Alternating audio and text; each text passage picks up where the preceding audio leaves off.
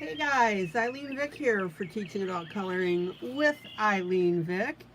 It is Thursday, May 23rd at 7 p.m. Central Standard Time, and I am live. It is week 21 of 2024, and in my neck of the woods it is currently 72 degrees with a high of 79 and a low of 62, and very, very, very muggy like you wouldn't believe. Whee! Welcome, welcome, welcome to my broadcast. I'm here for the next 3 hours for coloring, companionship, chat, friendship, giggles and laughs, pretty pictures, and also the what, the how, and the why of adult coloring.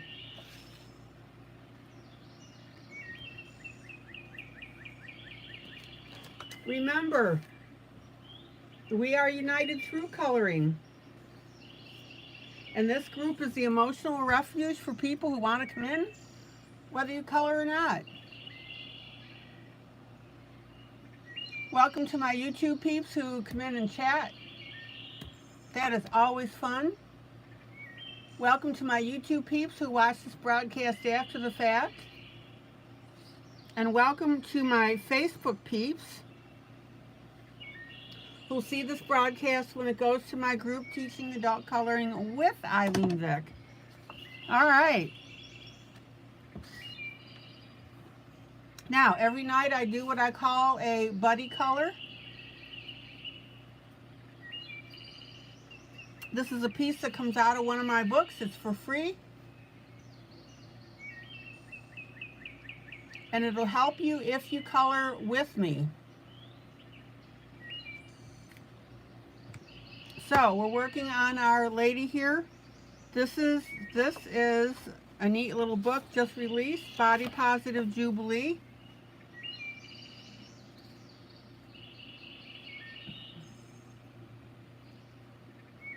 I have put the affiliate link in the group, and I periodically paste it into this group so you can see it. The next piece that I'm doing is Disney, Thomas Kincaid. And I'm working on our Christopher Robin and Winnie the Pooh. All right.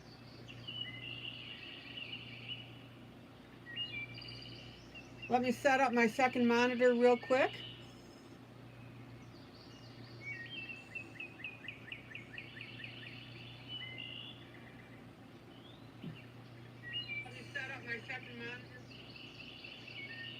All right, let's see who's bopped in the door. Linda, hello.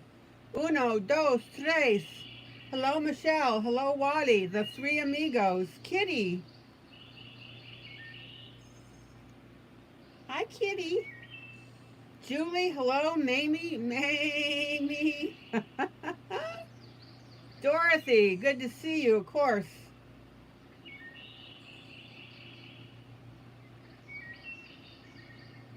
Hello, Jolly.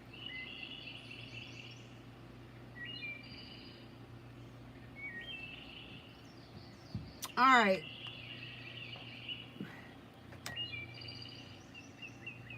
Let me plug in my power source here.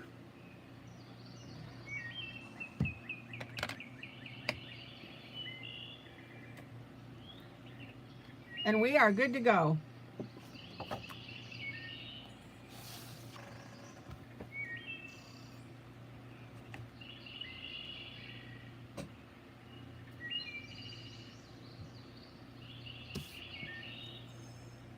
All righty. So guys, how are you doing tonight?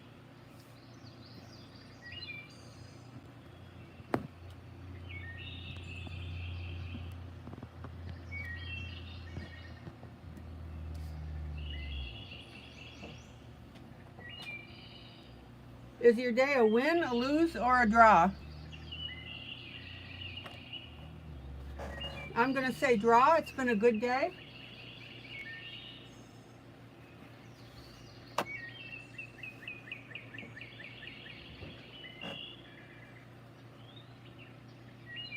Mamie, draw. Julie draw. Kitty draw.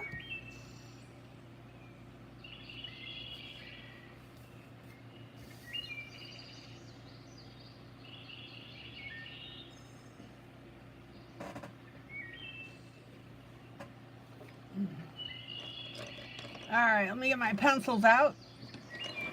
Front and center.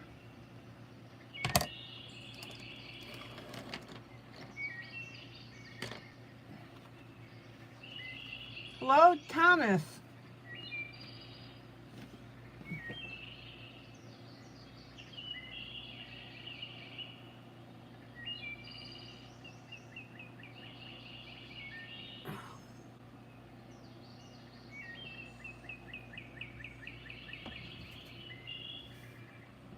Okay, I think I got everything. Paper towel, pencil, Linda, draw.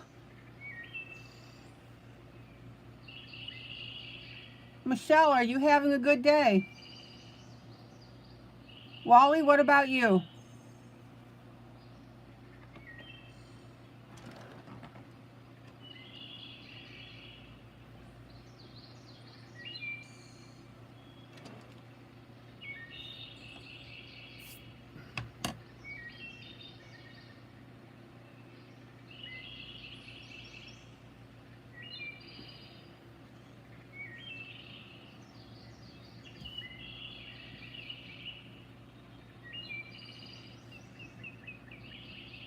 Okay.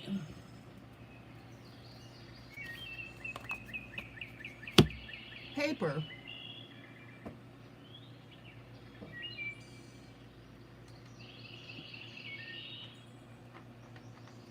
Let's go ahead and grab some pinks. So of course when we are doing our drawings, we want our light, our medium, and our dark.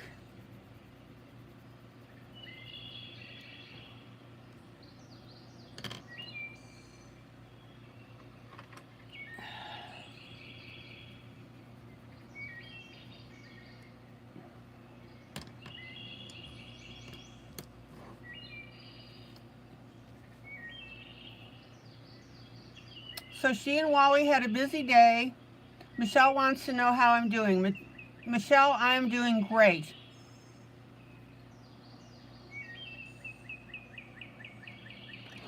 Got my peeps in here. We are in good shape. Okay. So pick out your 3 pinks. There's my dark. There's my medium. And here's my light. Now, if you're watching this broadcast and you're new to grayscale, speak up. Ask questions. Be sure to introduce yourself, though. We are a very friendly group.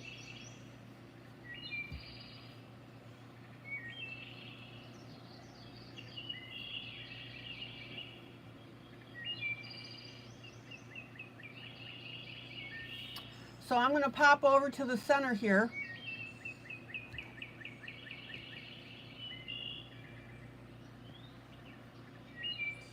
I'm right here.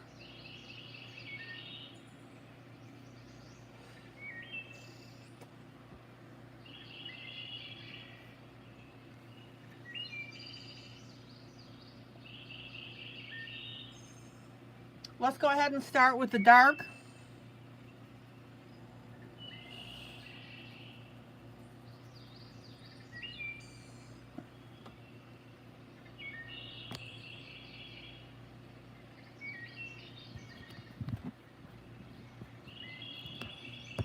Whoops, sorry about that.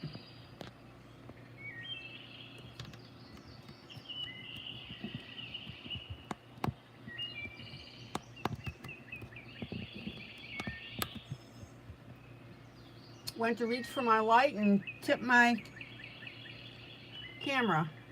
Thomas, you have a draw. Okay.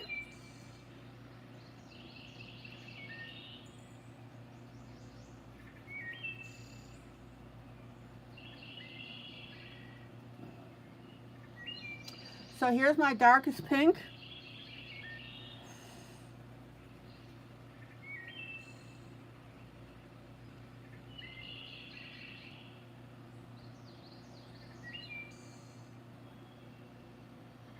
And then my medium.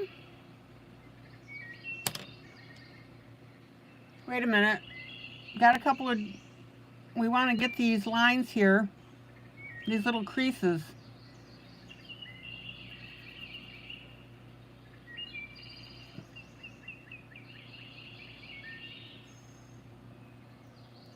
Okay, now we can go to medium.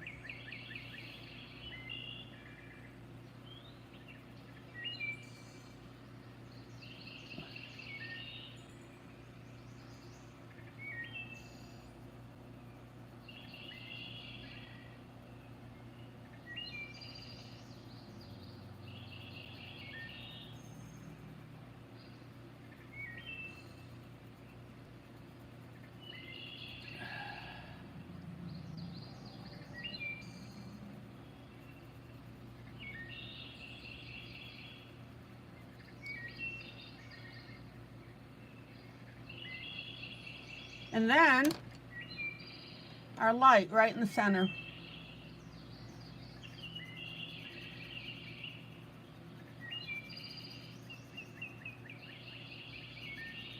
And again, notice how I'm back blending over my panels.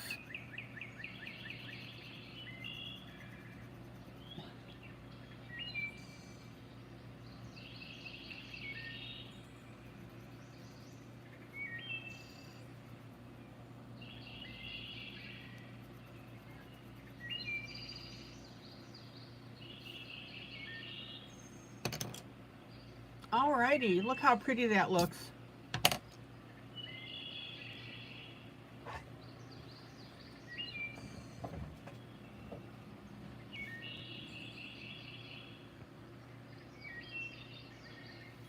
Now, let's spread out our pink on this little puppy.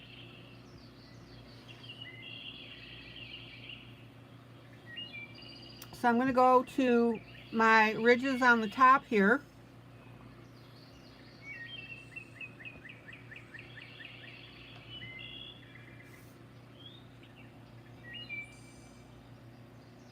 Here's our dark.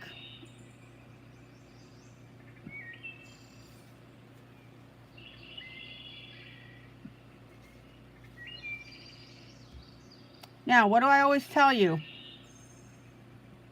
Don't pile drive your pencils in, especially with your dark.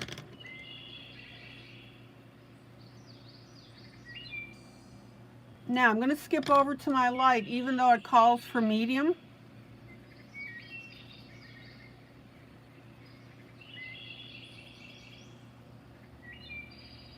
That'll give us a little more of an airy look.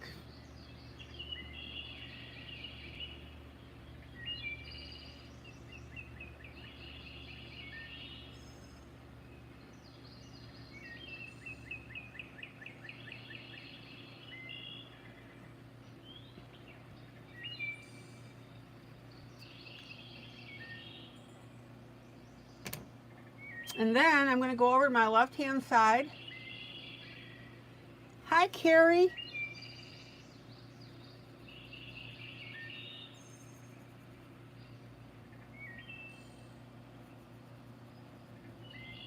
Here's our dark. Now, again, this is so dark that I'm going to go and use my light instead of my medium.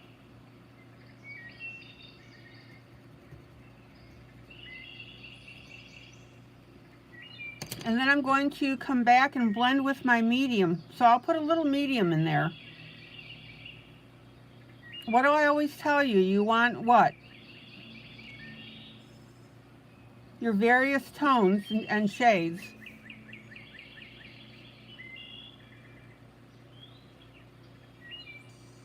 Carrie, how have you been doing?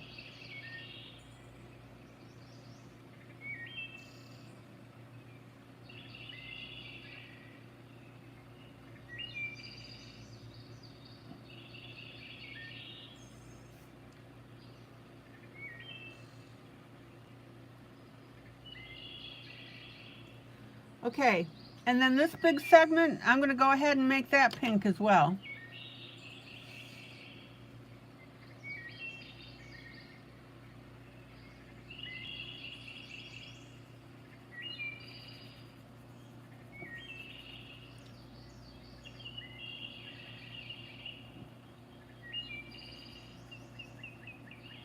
So here's our dark.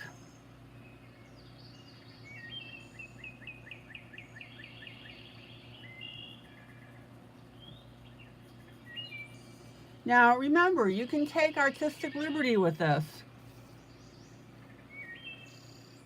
Grayscale coloring, guys, is not plug and chug.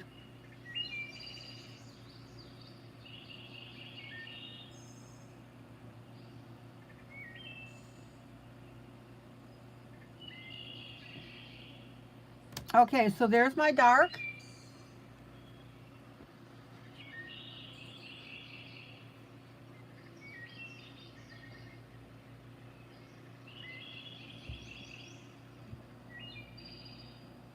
Oh, Carrie, you found a small grayscale online to just play with at school. You had to start with your light color as the cheap paper would not allow me to blend starting with dark, and you're learning. Excellent. Are you having fun?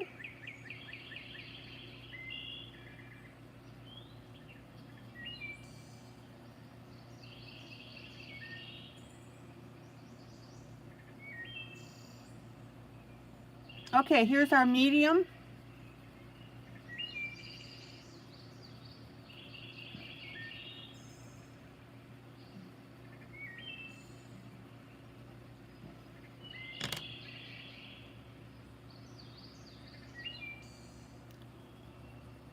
And here's our light. So tell me, Carrie, when you're coloring grayscale like that, do you hear me in your head?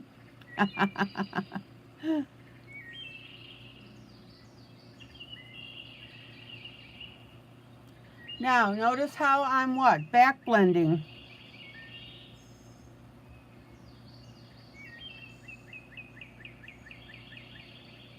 What is the definition of a proper blend? When one color what? Seamlessly disappears into the next.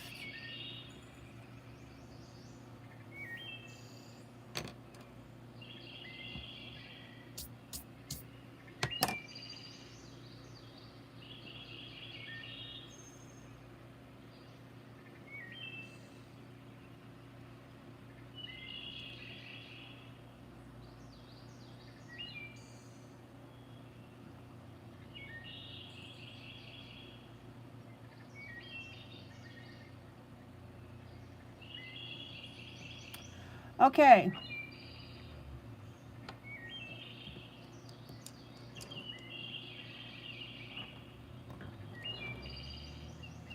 Now I'm going to work with some red over here on my edge.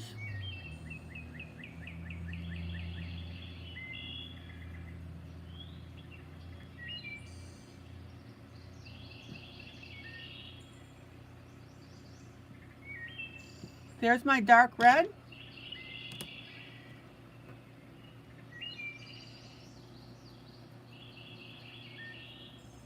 And we'll pop in some medium at that center. And I'm just going to spice up that dark red a little more.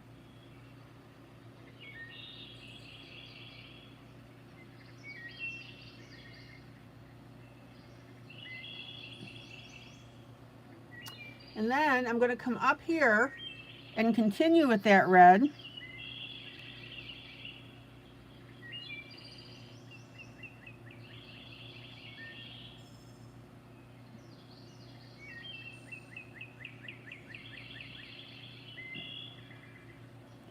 There's my dark. Annie the Wolf. Hi, Annie. Welcome.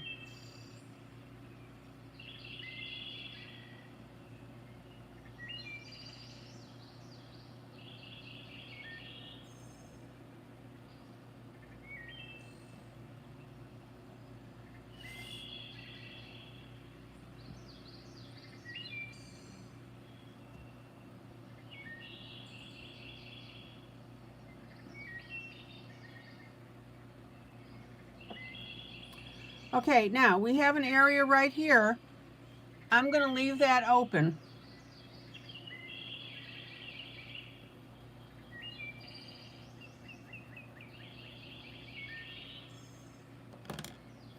Check it out.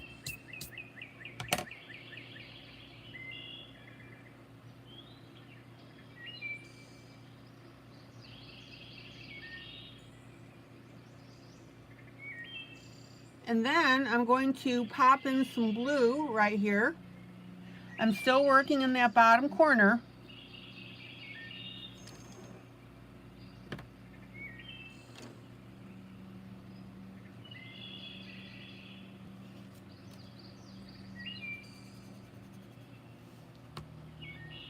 So pull your light, medium, and dark blue.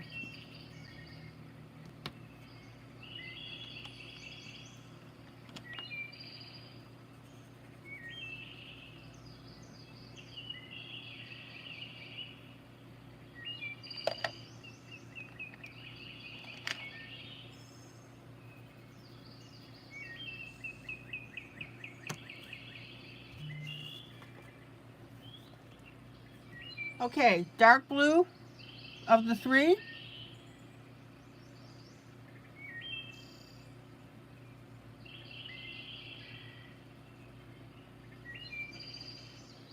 And then, just like before, I'm going to use my light instead of my medium, which is fine.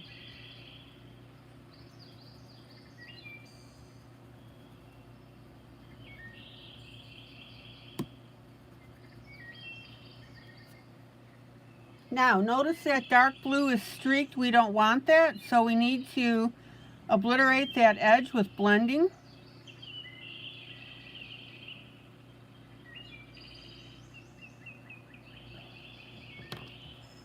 And then I am going to come in with my medium here along the bottom and blend also with that.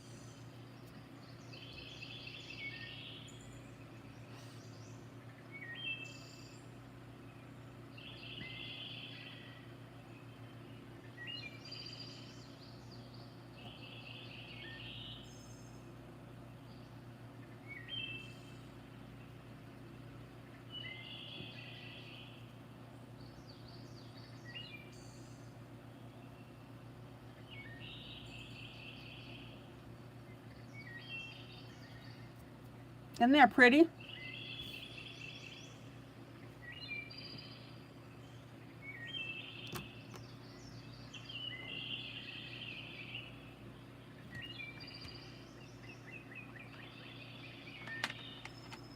Let's see.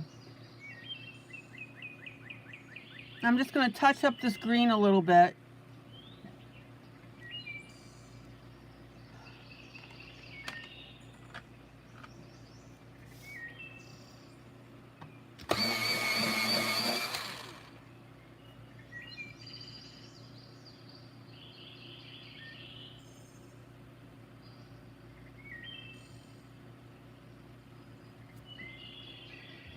Okay.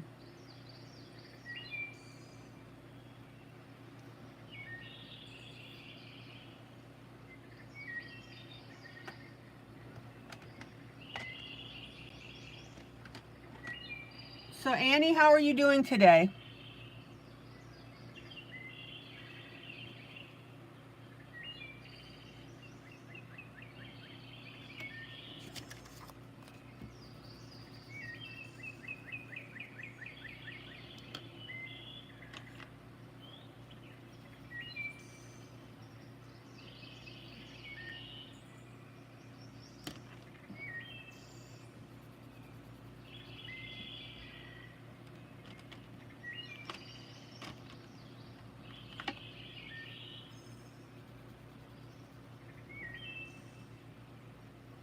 Okay. Now I'm going to come in with a maroon color. Let me swatch this for you.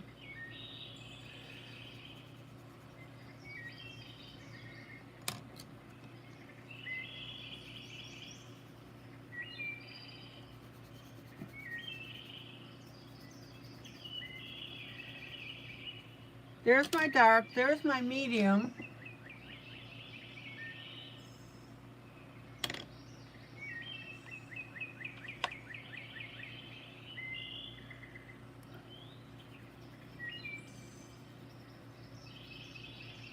And that light is a little too purple.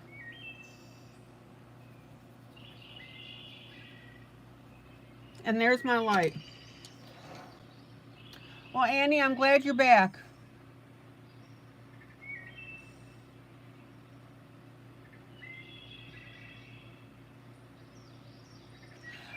Carrie, okay. Carrie, I have a... Am I looking through the view that we see as we color or the paper itself?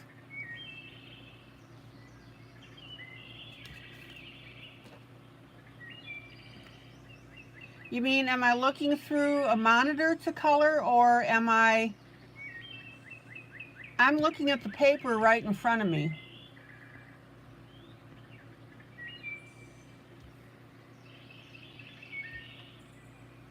I'm not sure I understand your question.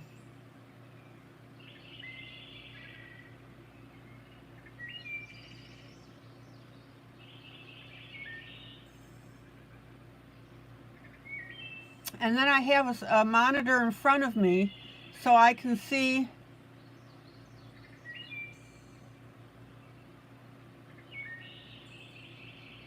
how the image looks to you.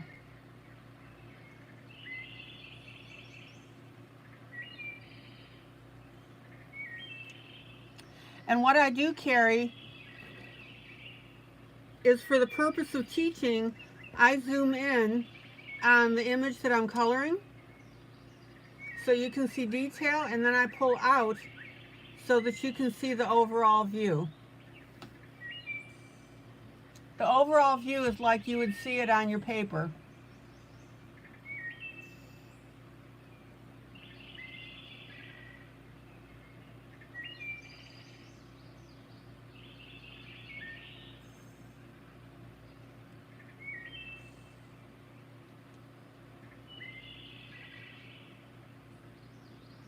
Does that answer your question?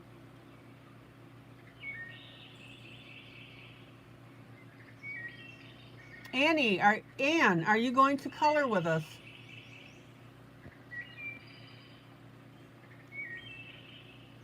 Oh, you remembered. Vicki is doing fine. Thank you for remembering.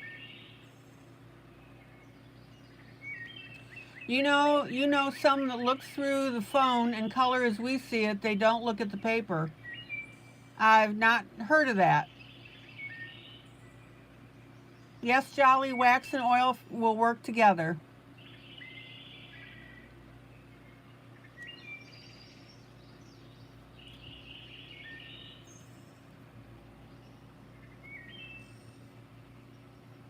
Okay, so here's my maroon.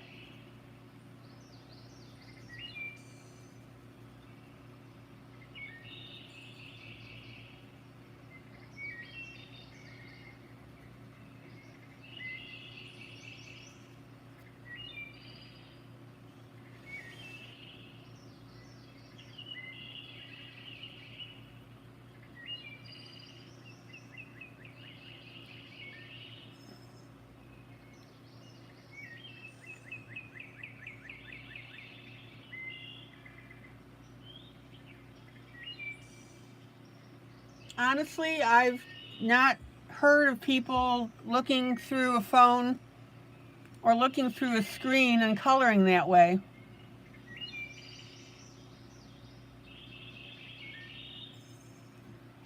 That is a new concept to me.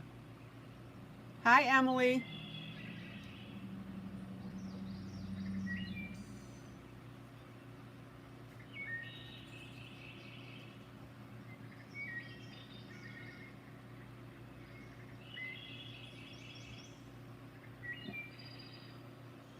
Okay, so there's my dark.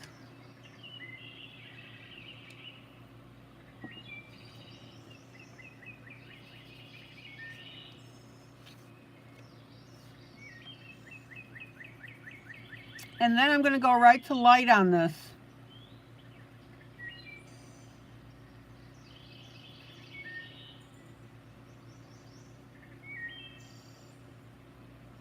Now remember, this is the direct shade right here, so that line will not blend.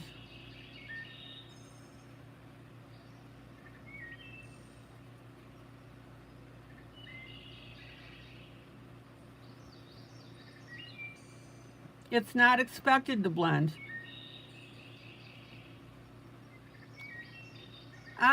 Honestly, Carrie, like I said, I've never heard of coloring while looking through a monitor. That concept kind of throws me a little.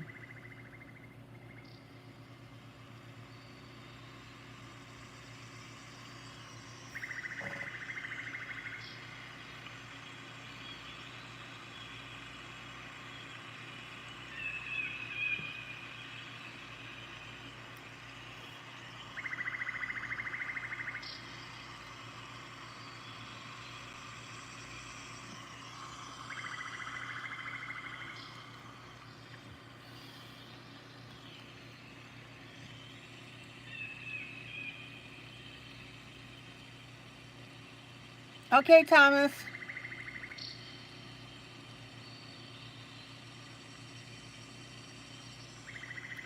Okay, Carrie, this area right here, you know how I always talk about blending so that you don't have a distinct line between the two colors, right? In this case, there is a shading on the parasail. I'm going to call it a parasail. And so there is not blending.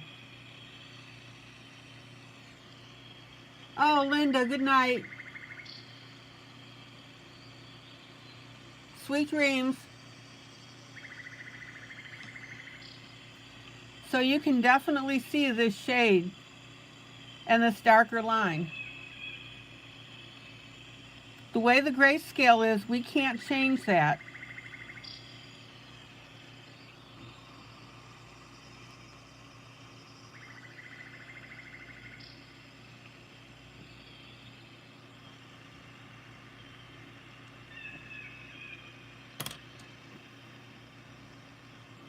Does that make sense? Okay, you got it, Carrie. Now, here below this, where this blue is, this here is where we're going to be blending our colors and merging them one into the other. So this area here is different than this area up here. Okay.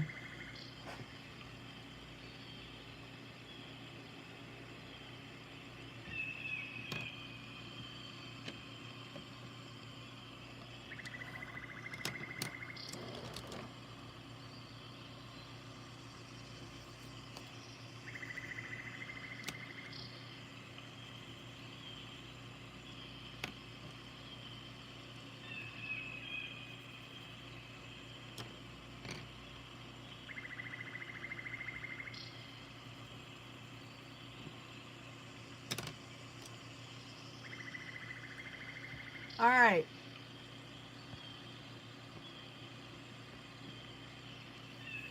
Check out how this is looking so far.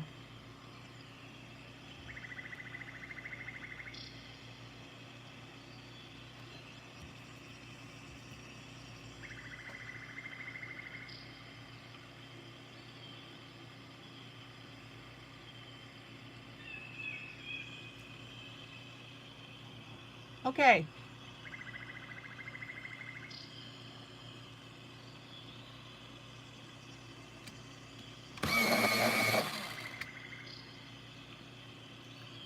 Here I'm going to go with oranges.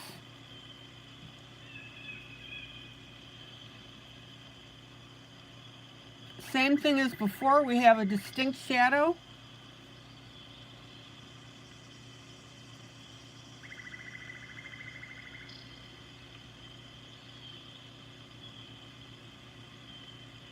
And because of that grayscale, we're going to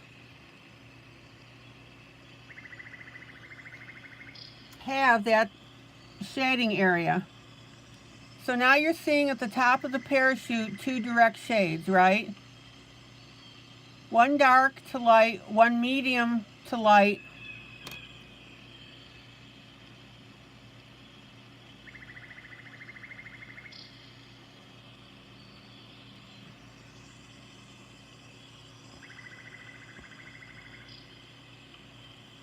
Okay, give me the color that you're looking at so that I know what we're talking about.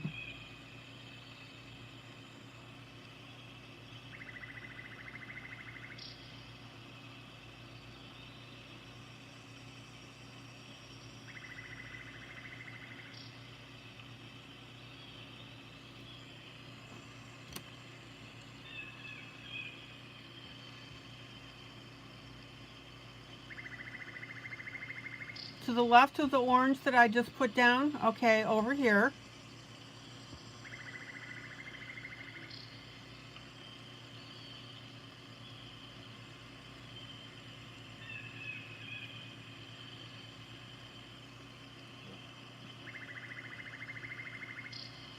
Yes, sometimes you have, okay.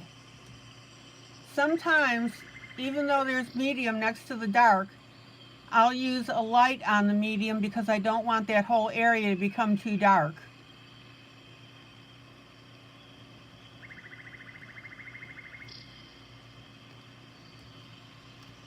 So in this case, I just put down my dark orange. Yeah, and that's the shading of the grayscale, Carrie. Oh, jolly, no worries. Keep going.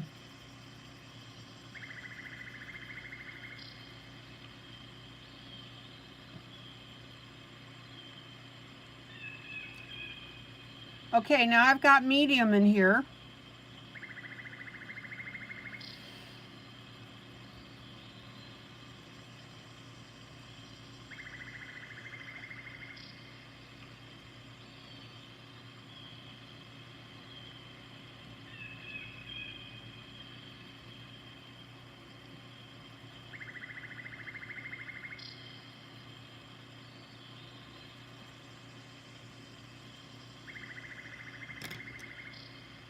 And then I'm going to go back to my dark.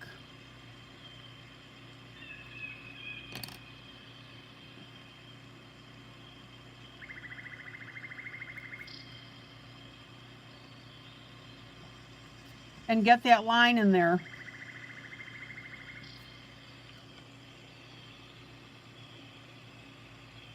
Jolly, totally not an issue.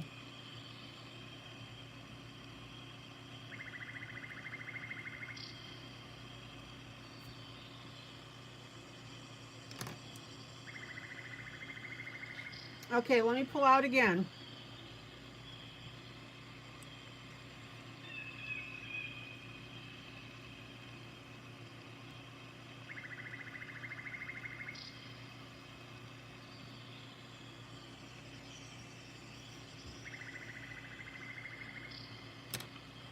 Carrie, did I answer? And Carrie, yes, sometimes I will go directly from a dark to a light depending on how dark the gray is on the picture. That's what I was saying earlier.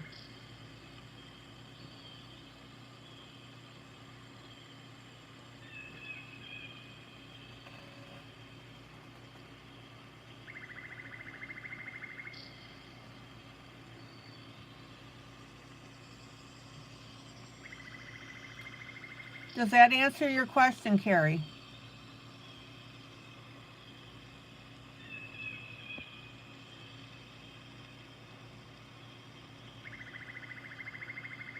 Okay, left-hand side. We've got this darker area here.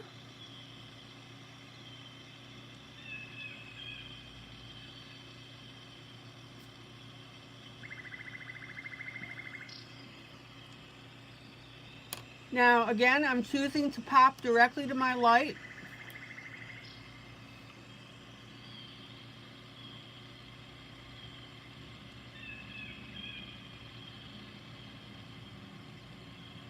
And that way this area doesn't become too dark.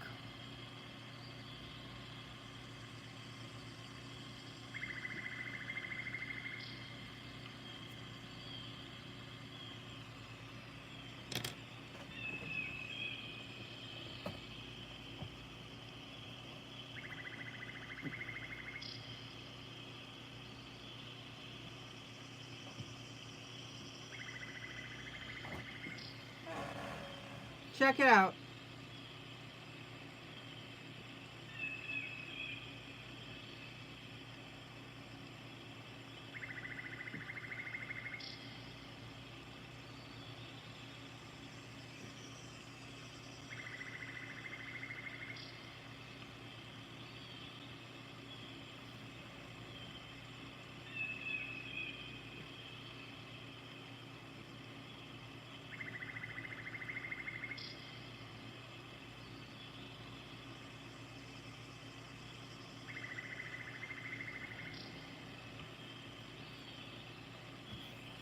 Okay, I'm going to progress up here.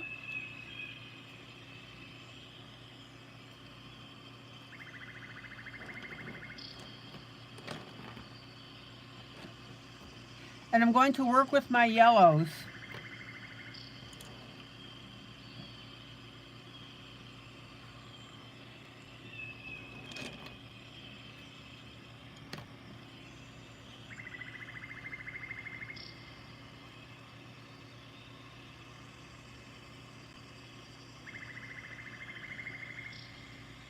Here's my darkest yellow.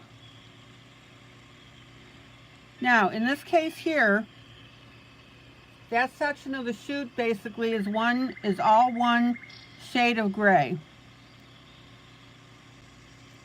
But for the purpose of visual interest,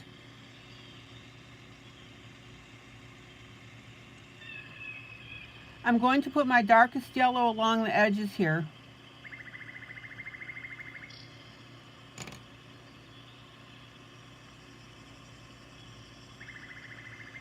And then I'm going to come in with my light yellow and we'll go in between.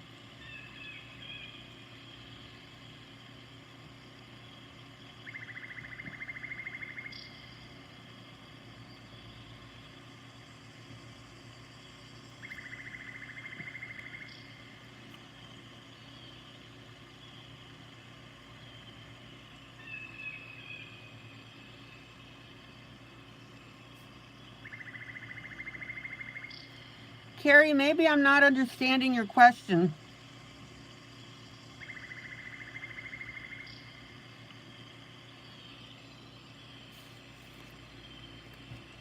Okay, so there's yellow there. And then I'm going to come down to this open area, same thing.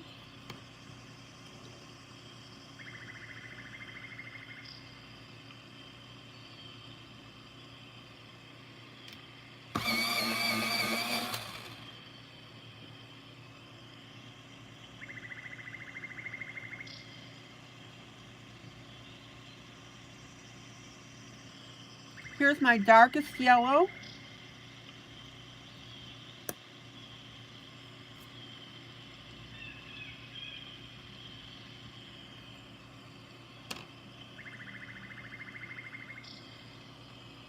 Well, I just want to make sure that I understand what you're asking about. Here's my medium yellow.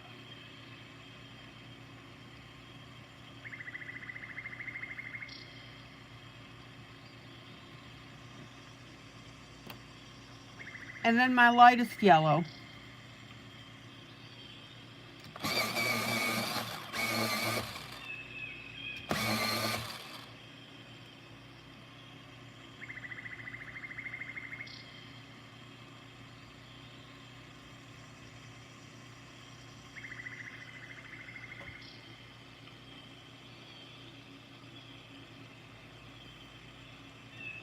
Was the basis of your question, Carrie, that you wanted to know about going from a dark color immediately to a light color?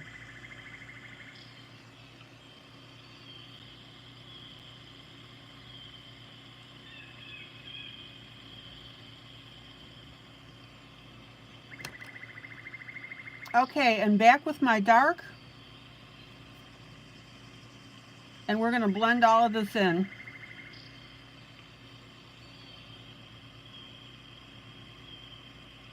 And I'm going to finger blend that just to smooth it out.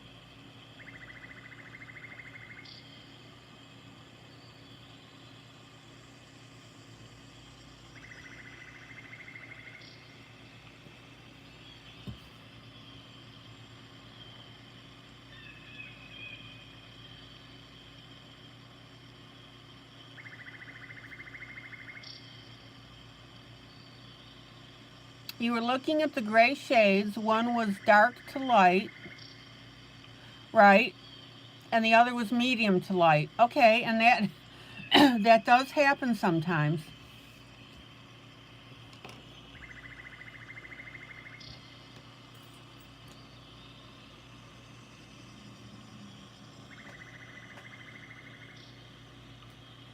Here, look at this. Here's my dark. Here's light. Here's medium next to the light. And sometimes in a design that does happen.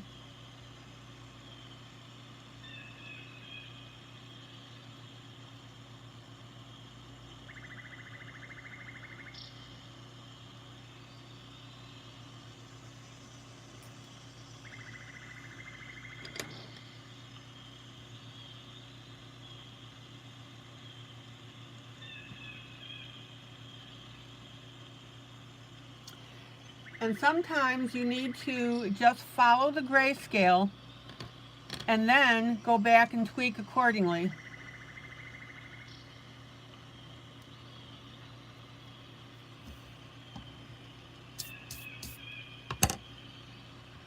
Oh man, we are so close to having all the colors put on here.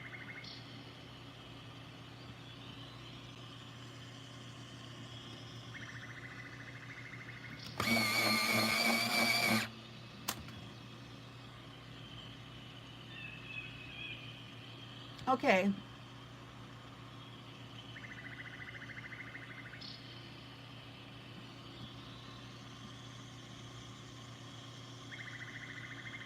I've got to narrow down a couple of these lines. There we go.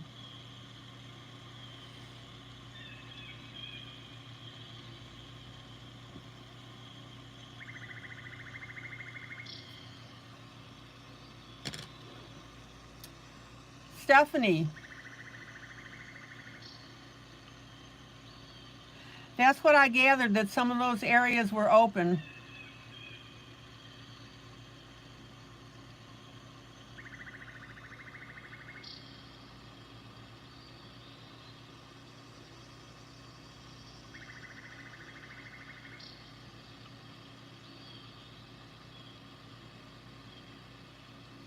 On this grayscale,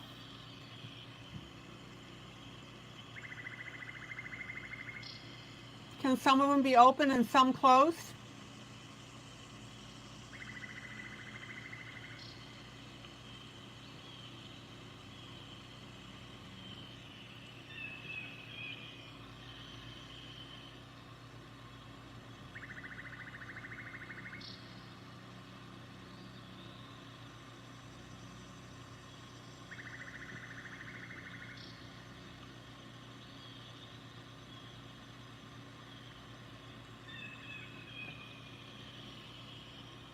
Okay.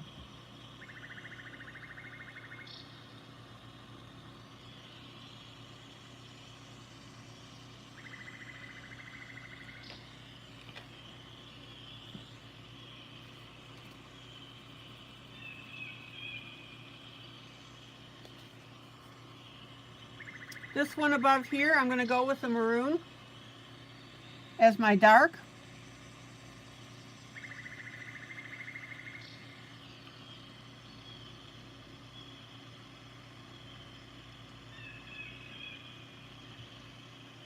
Okay, I see what you're saying. Gotcha.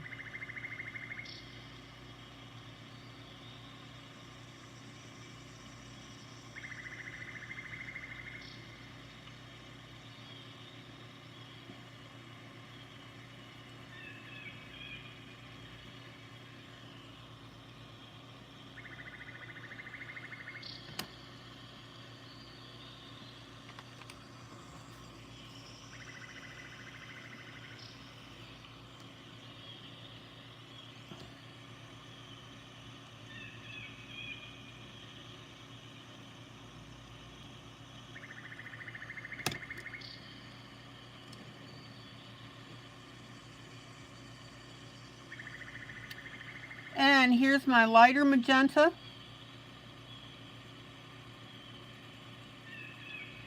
For my medium.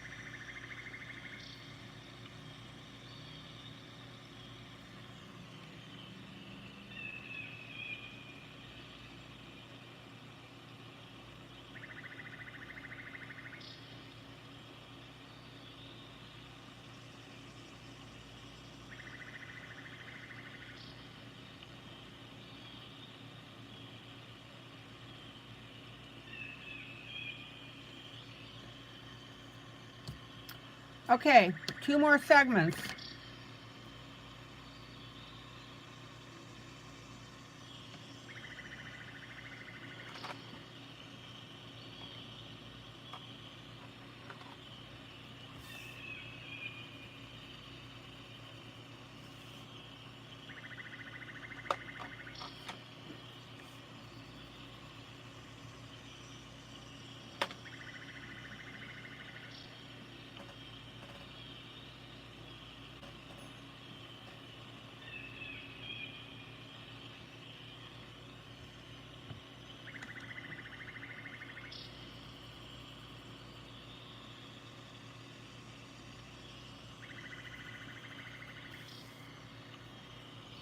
I'm going to come in with a bright green on my light.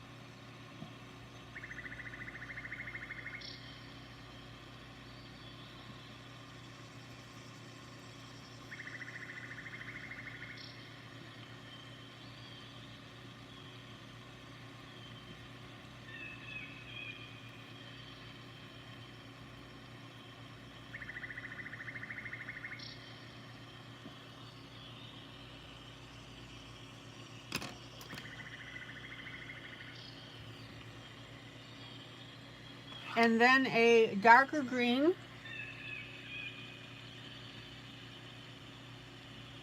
for my medium.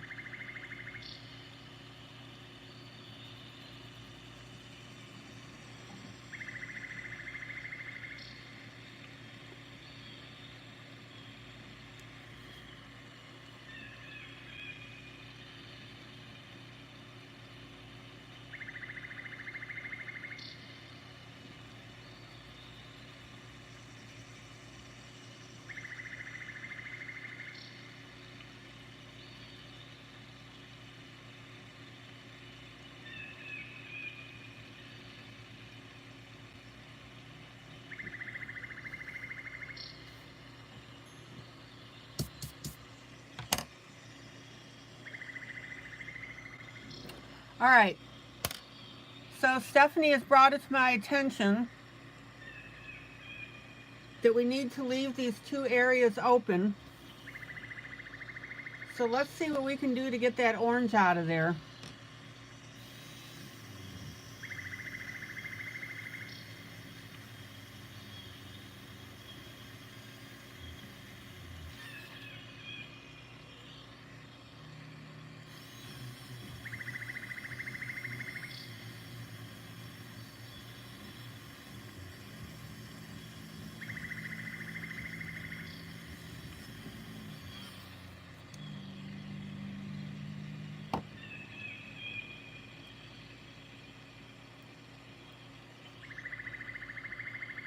All right, Thomas, welcome back.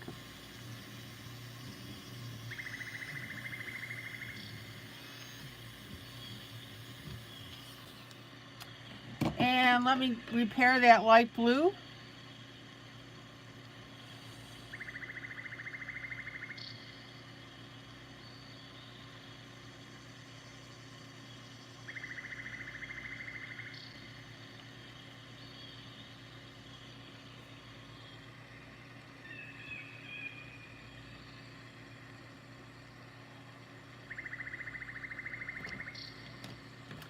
And let's get this magenta out.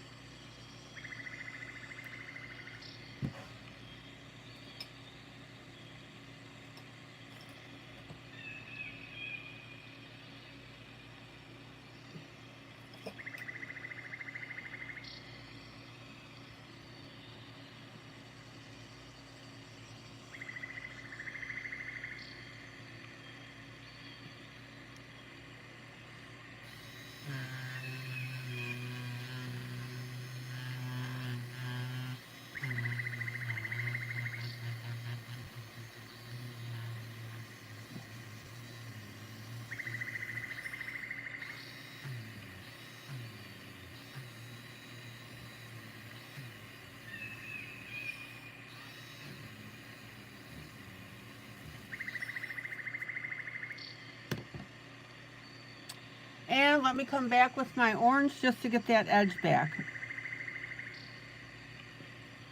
Okay.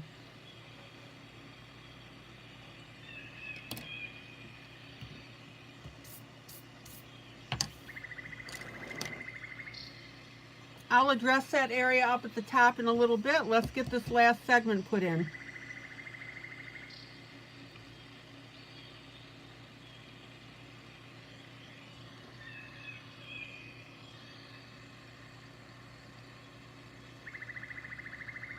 And Stephanie, you did the exact right thing that you looked up a comparison photo.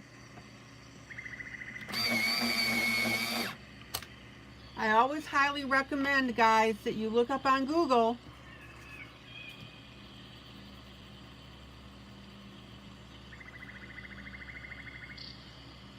and get an idea what you're coloring.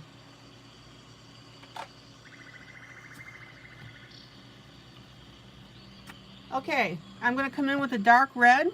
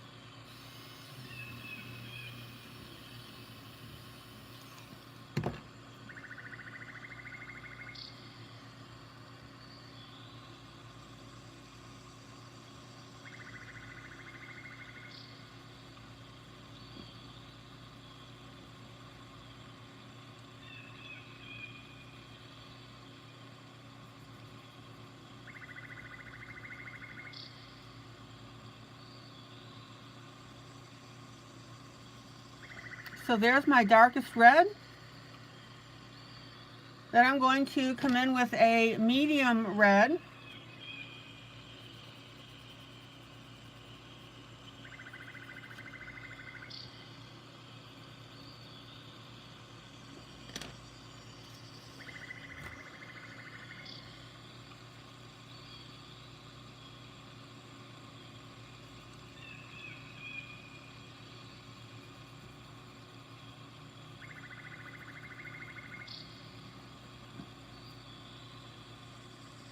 Now I want you to notice that we need to go back to our dark red over here on the right hand side. That'll give us our dimension.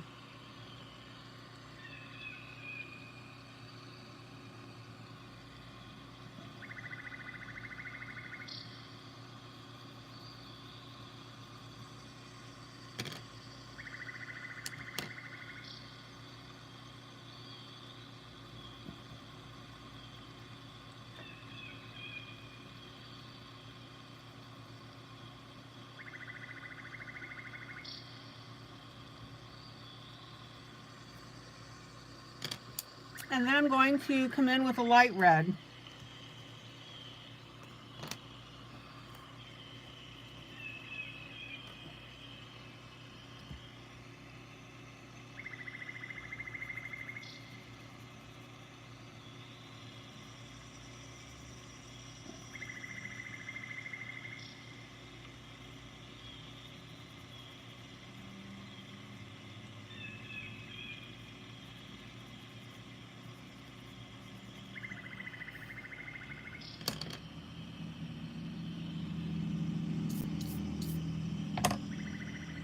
Okay, let's take a look at this puppy.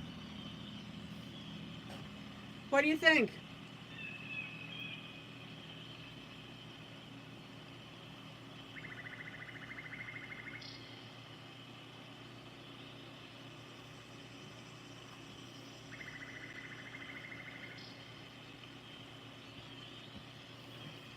I think my yellow has to come out too.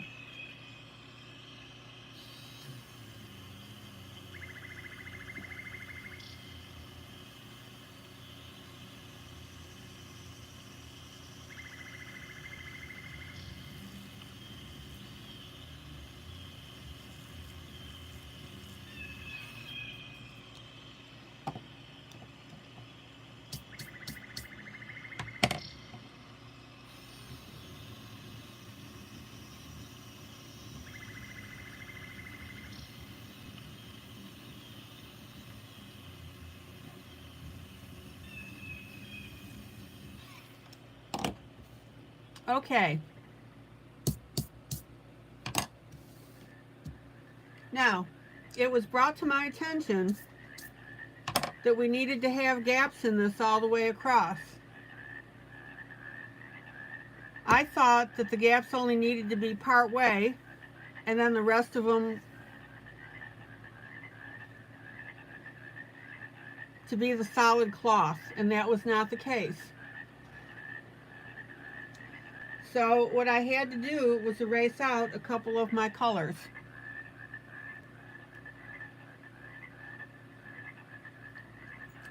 So one of the problems that that's going to bring up is this.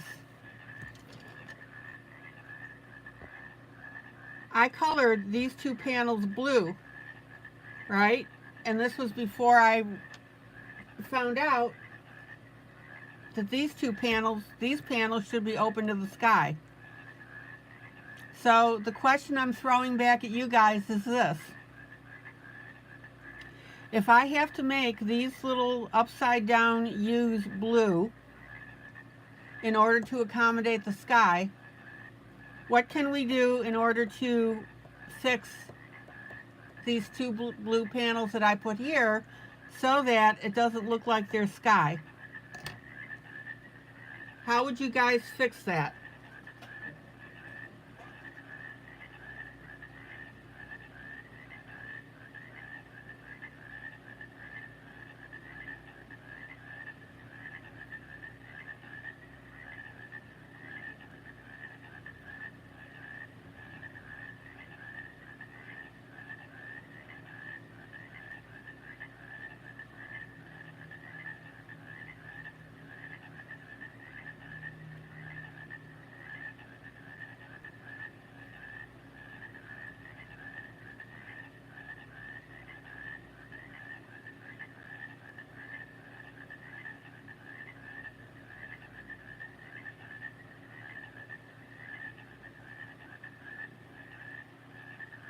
Carrie's thinking add green to one and red to the other.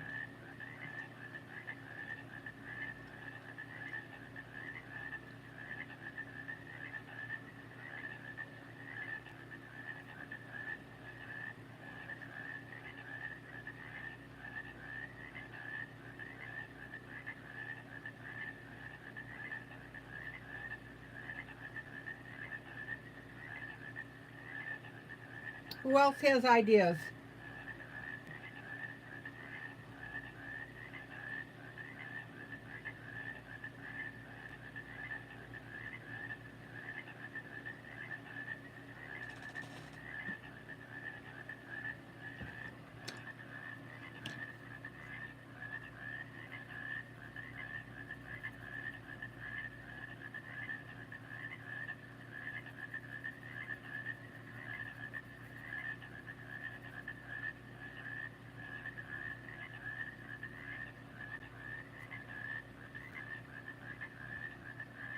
Julie, you added dark pink to one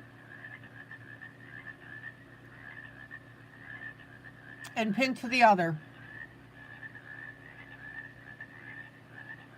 Okay, what I'm going to do, since blue and purple are comparable, I'm going to come in And I'm going to add a shading of purple to this blue.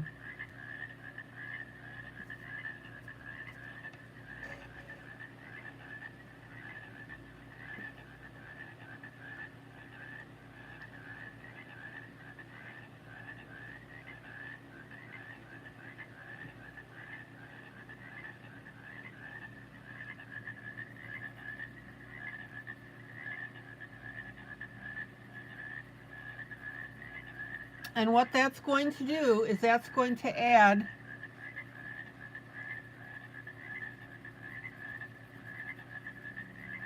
dimension to this and make it look like it's more curved. Check it out.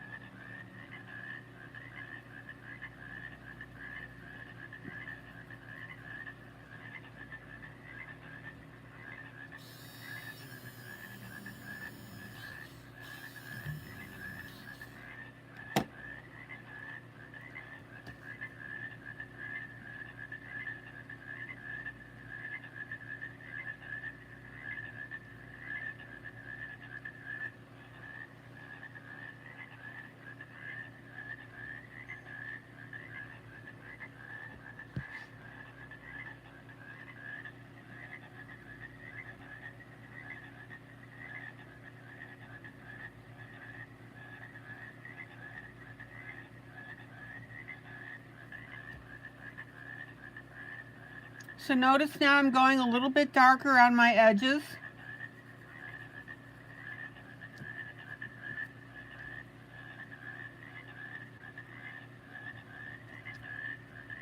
And lighter across the top.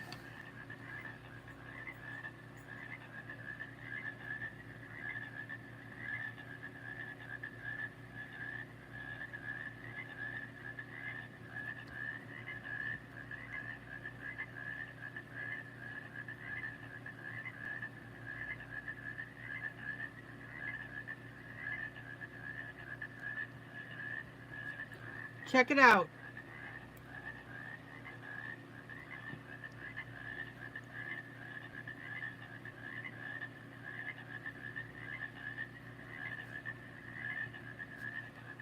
Purple and blue go together beautifully.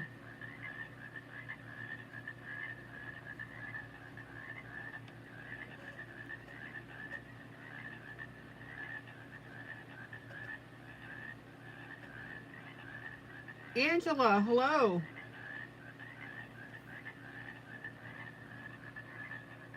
All right, let's go ahead and do the same thing to this other one.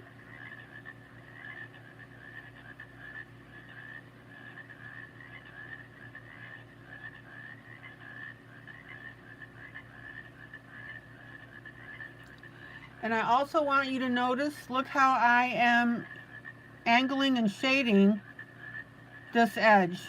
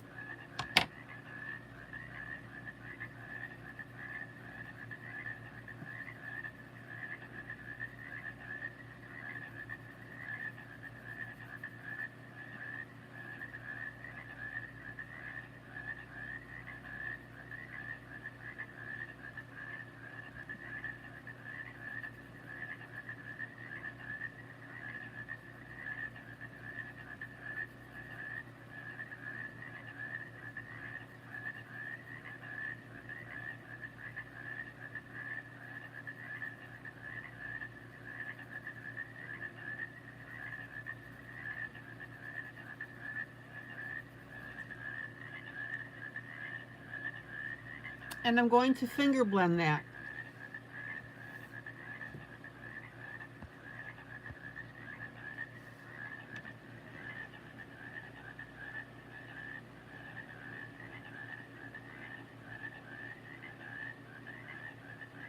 Hello, my Linda.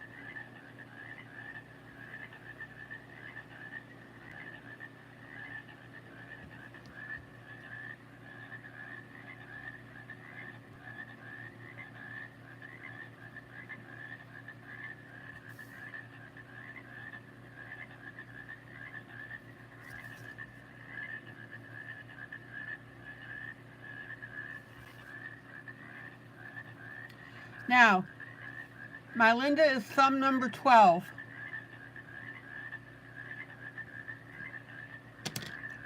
Here is the point of all this. If you realize that you've made an error on your coloring, or that you did something because of lack of knowledge, which was my issue, it is usually fixable. Now I'm taking my light blue and I'm blending in that purple.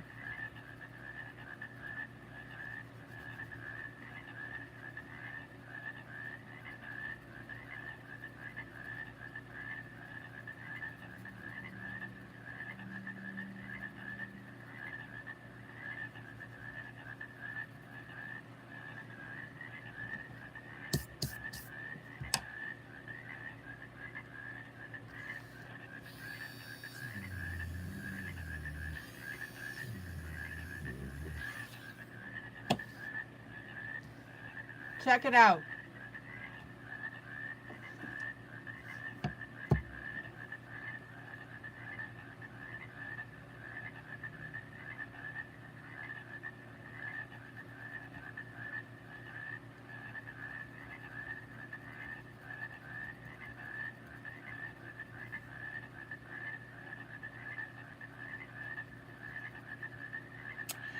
Angela, I always ask people to give me a thumbs up when they watch this broadcast.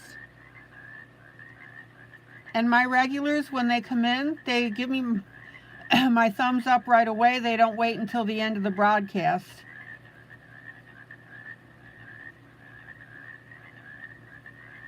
So what my Linda started to do is when she came in, she would do her thumbs up and then she'd say whatever number she was. She said she was 12.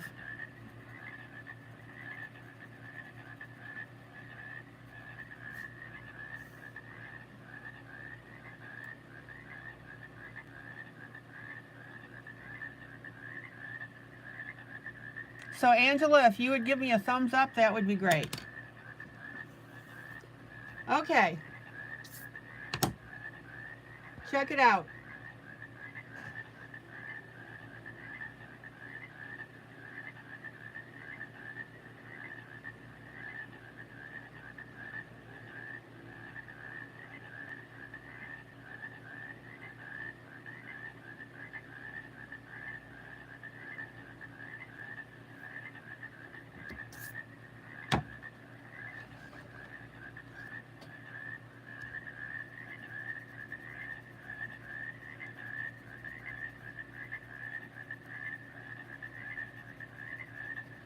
Now, I'm going to take a Faber-Castell 103, which is ivory.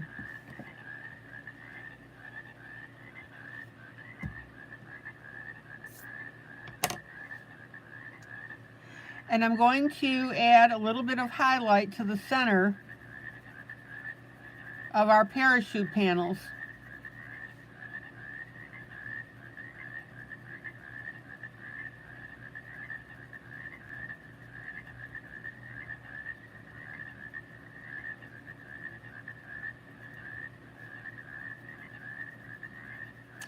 And what that's going to do is that's going to give us a sense of what? Roundness.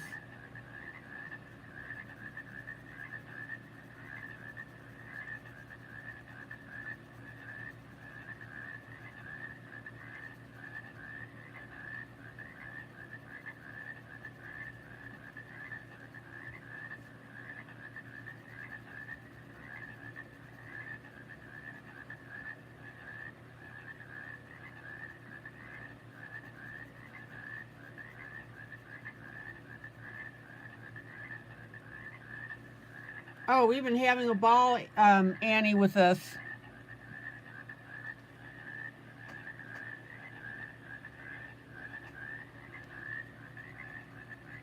This is one of the pieces. I gave this away for free from my book, Body Positive Jubilee. And this is our buddy color.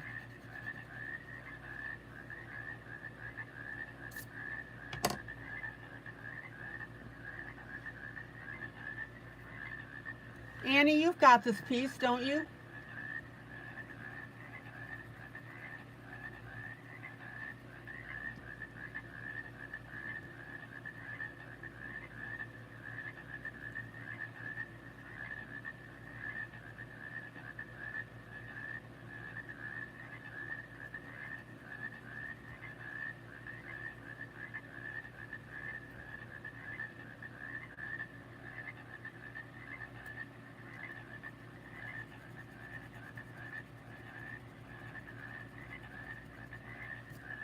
Okay, check out how this ivory is adding that lightness to that center. And that's giving us a billowing outlook. Give me a second, Julie, and I'll be glad to zoom in.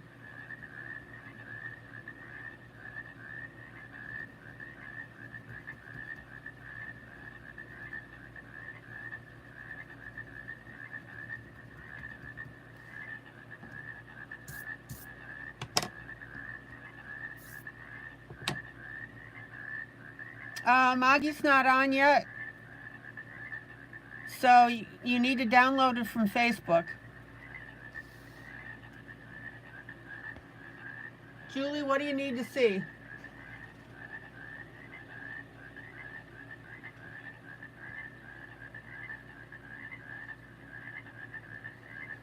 How far left do you want me to zoom in?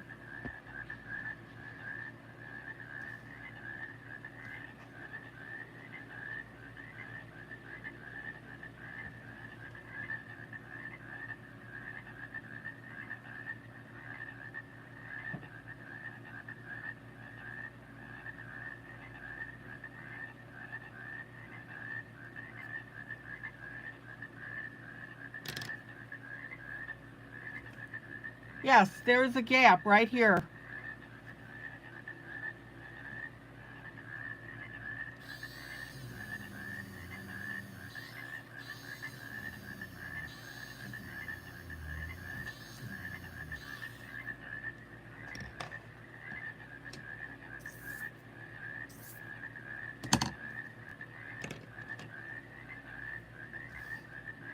Okay.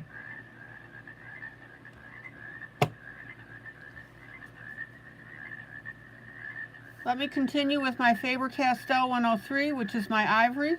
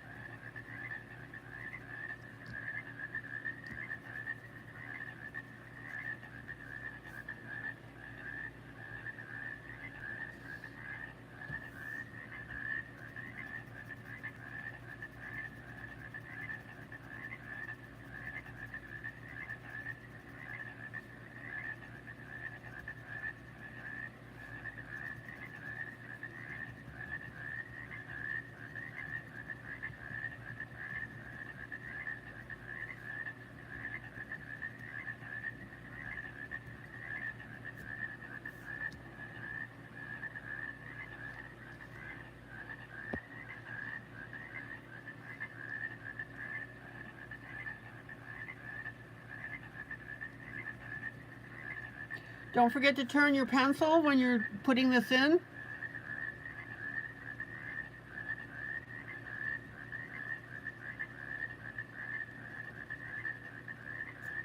You want to do everything you can to keep your pencil out of that sharpener.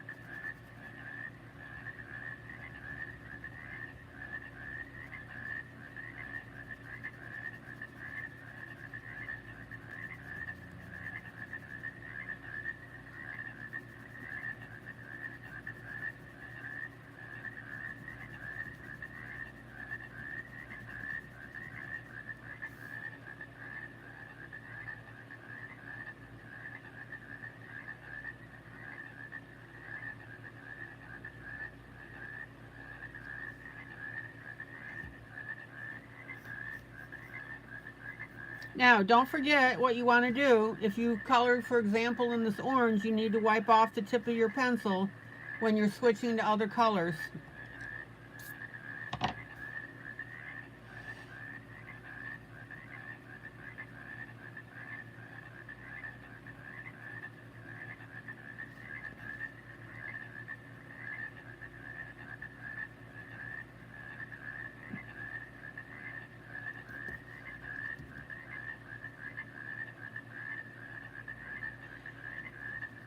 Annie, I felt that the ivory would be softer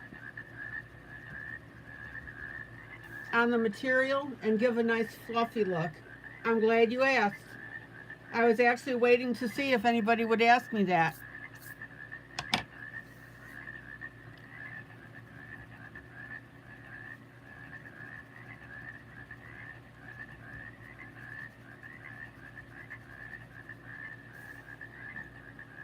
The ivory gives us a nice soft look on this material.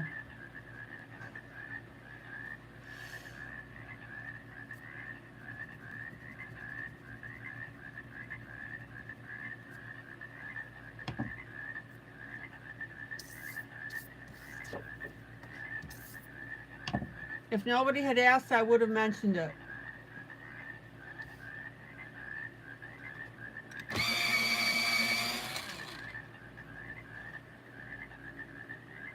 Now, check out the effect on this when you look at this at a distance. Remember, on my channel, I zoom in to what I'm teaching you.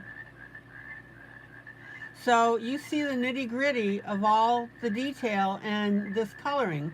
But when you pull out, or when I pull out, this is where you see the overall effect.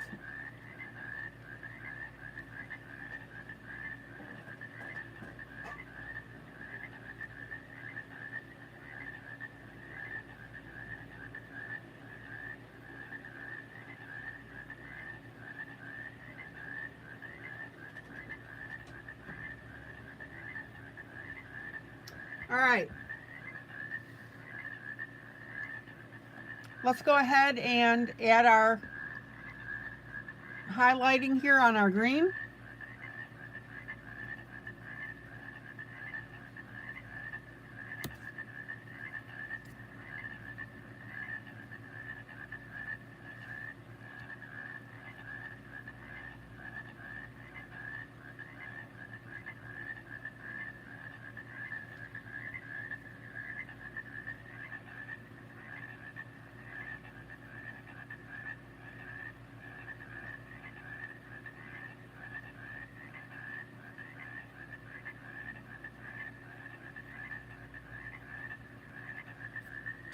Don't forget we have this little dark green area here.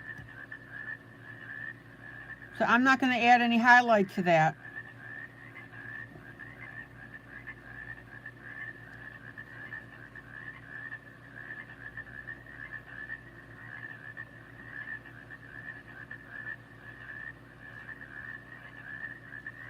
And notice how I'm doing a finger blend after I add the highlight.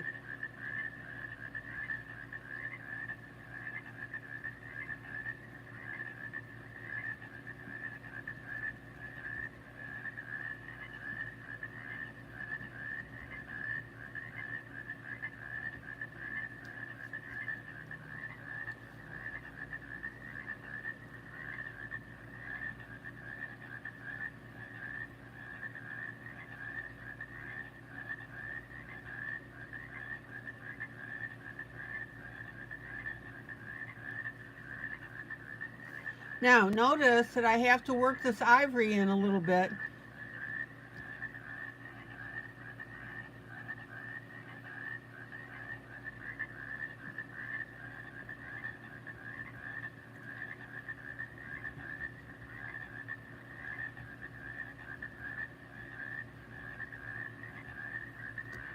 And notice how that's coming out beautifully.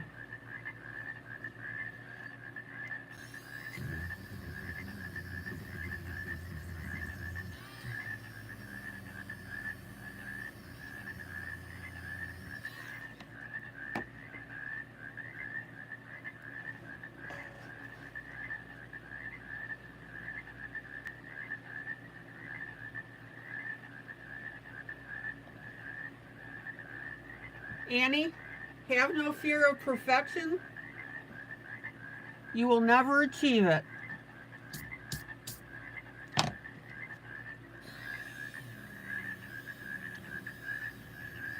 And if you get hung up on it, you're going to drive yourself crazy.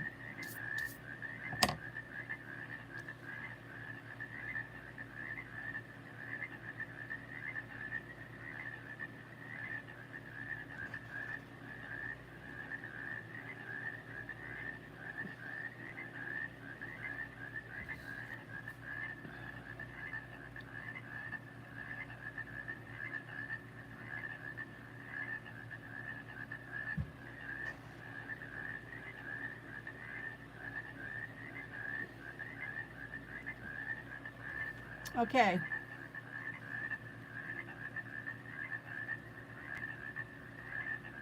Now, notice that you don't have to go super wide on your light highlighting. And in fact, you shouldn't.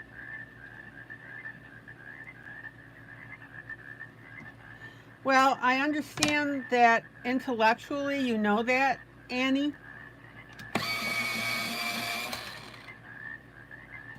But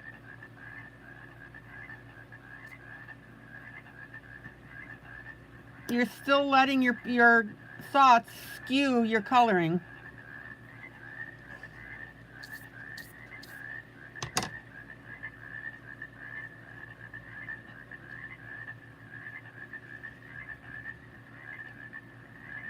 Don't forget to turn your pencil, guys.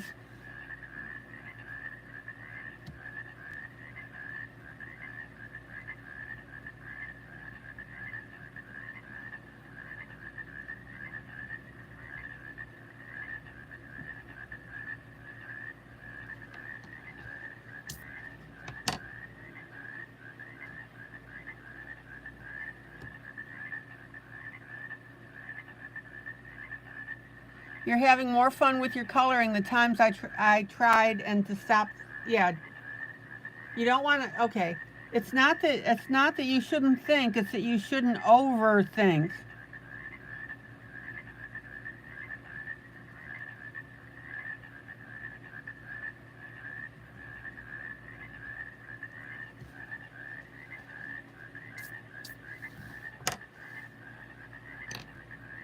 Okay.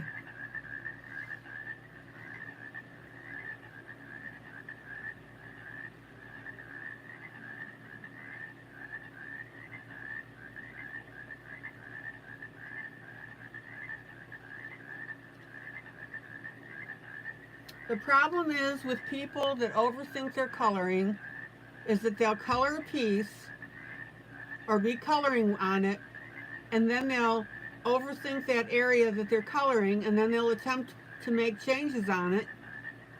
And that's when they're starting to make changes, that's when they start screwing it up.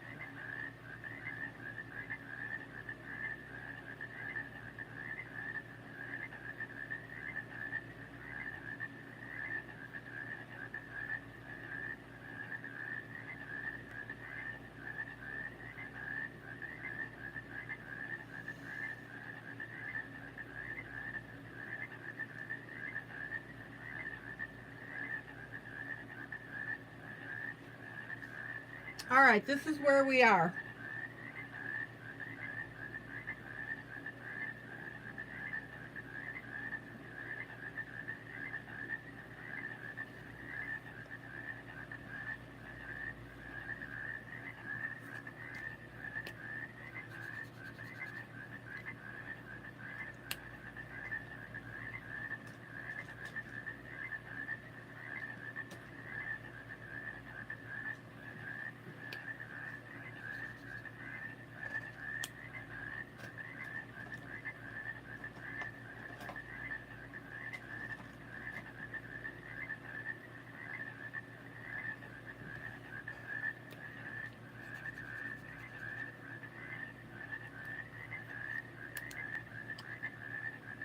Okay.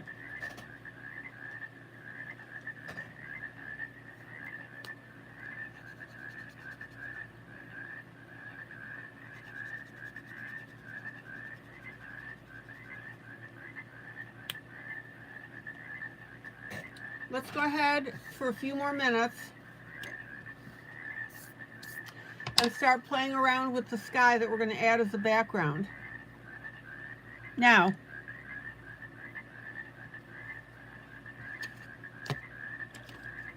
for those of you that jam your pencils into the paper, you're going to put yourself in a world of hurt.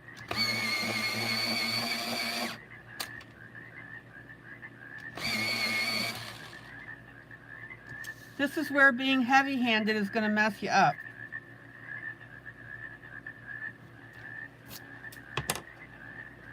Hold on here.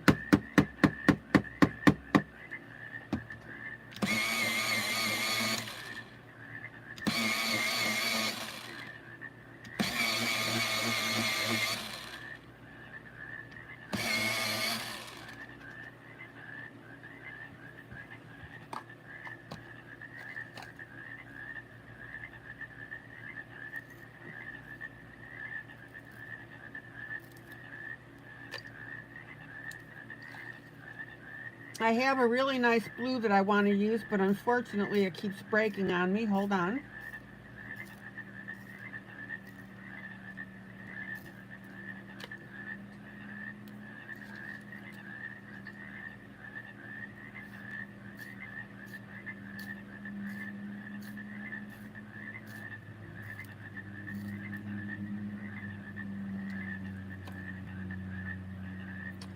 Okay, for those of you that have color, and I very rarely do this, I'm using my color powder blue.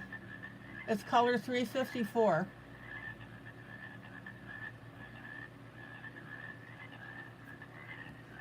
I know a number of you bought colors on my recommendation.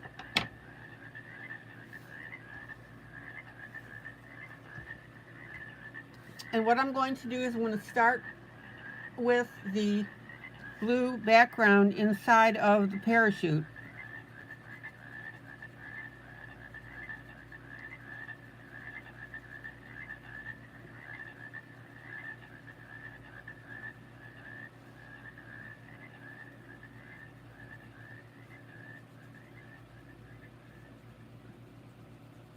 Now, just for the purpose of illustrating that this is sky, I'm going to go ahead and add my blue around the outside of the glider. And I'm just going to add a little bit.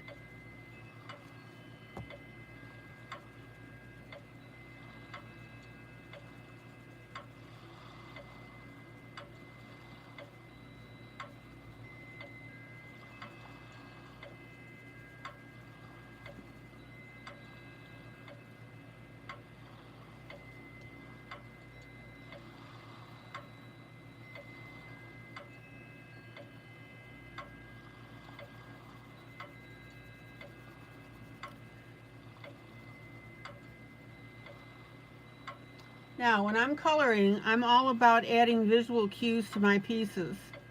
You know how sometimes I'll tell you to color when you're starting a project? Start with a familiar portion of it and then go from there.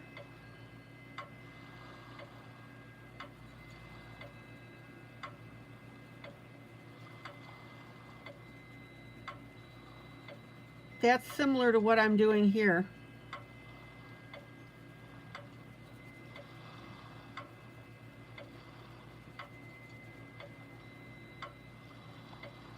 I'm establishing my blue sky behind this parachute.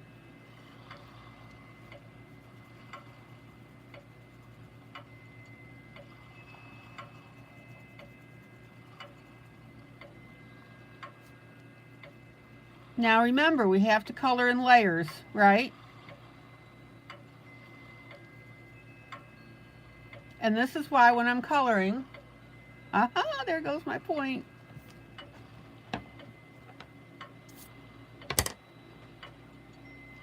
I continuously go back and forth and layer my color. Now, for those of you that come in hard with your pencils,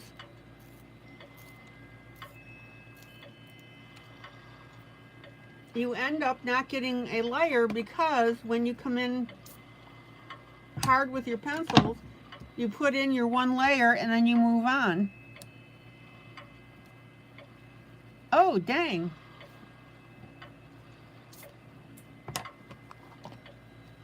I must have dropped this pencil.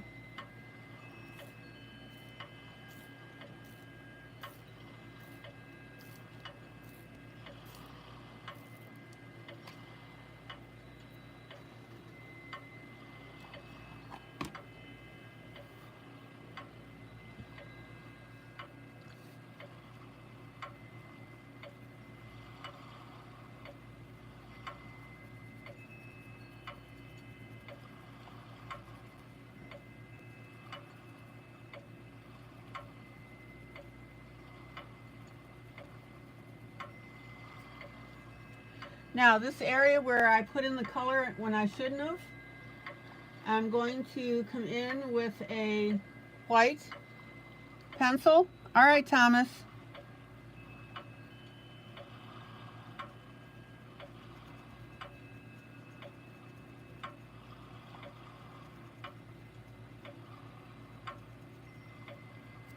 So mind you, I'm correcting over maroon. Haha, fun. And then I'm going to come back with my blue.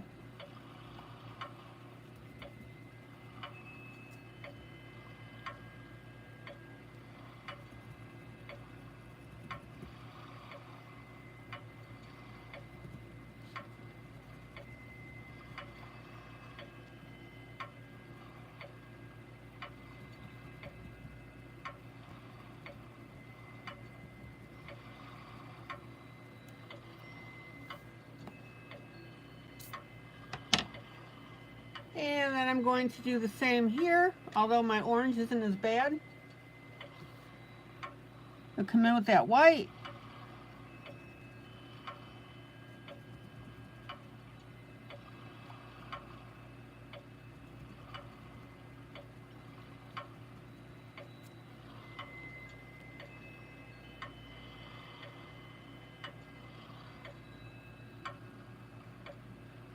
Why do some colors seem to dissolve? It's there, then 5 minutes later it looks white again. You probably didn't put in enough layers.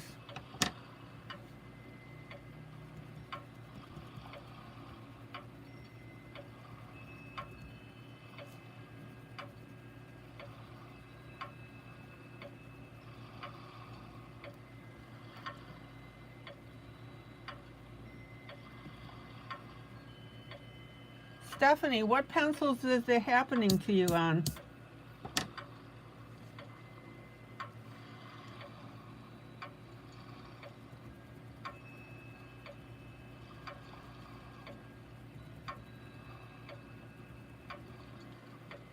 Okay, then I'm coming back with my blue. I didn't have any color correction here.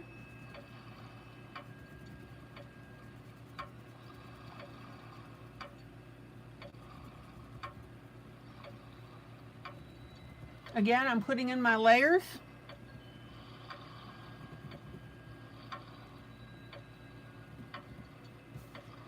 And notice how my area now is getting darker as I do that.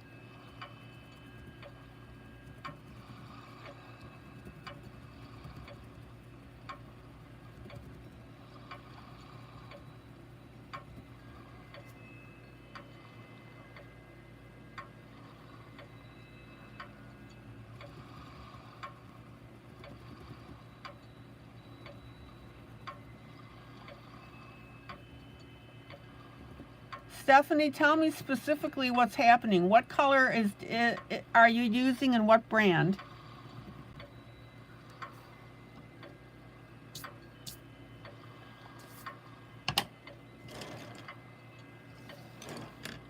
All right, let me pull out.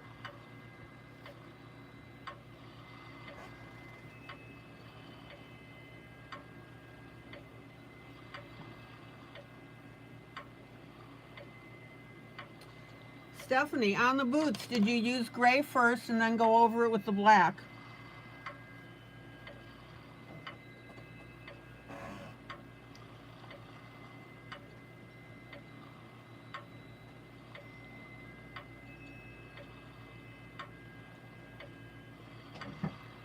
It sounds to me like you have a layering problem.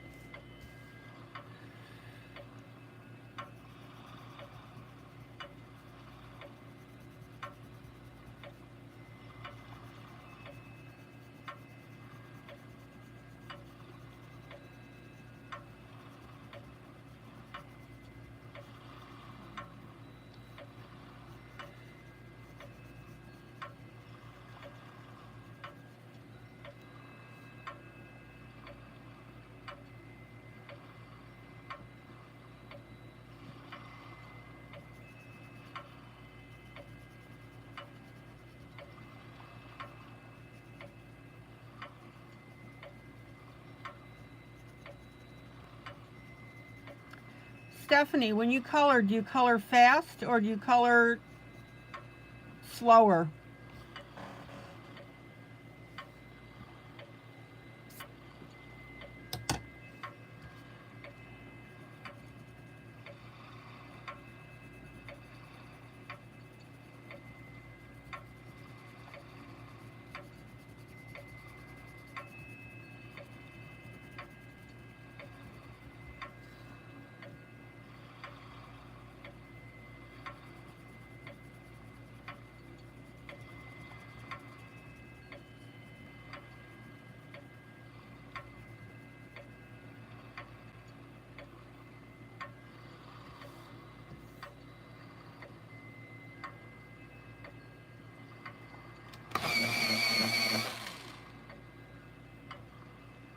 Okay, I want you to go slower yet when you color, Stephanie.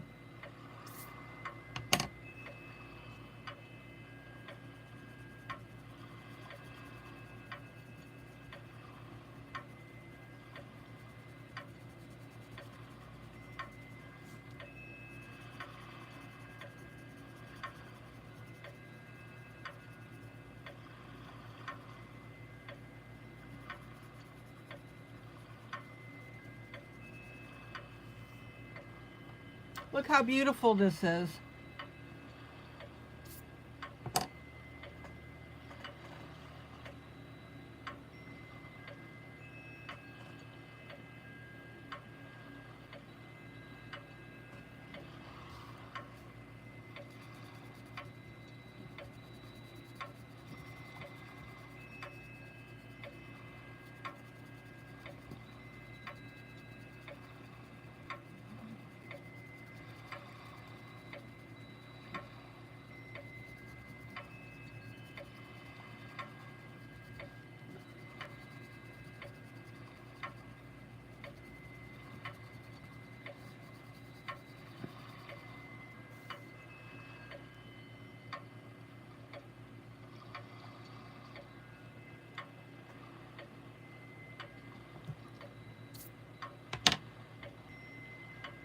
For those that are heavy-handed, how can they break out of that? I'll show you a little tutorial on how to do that.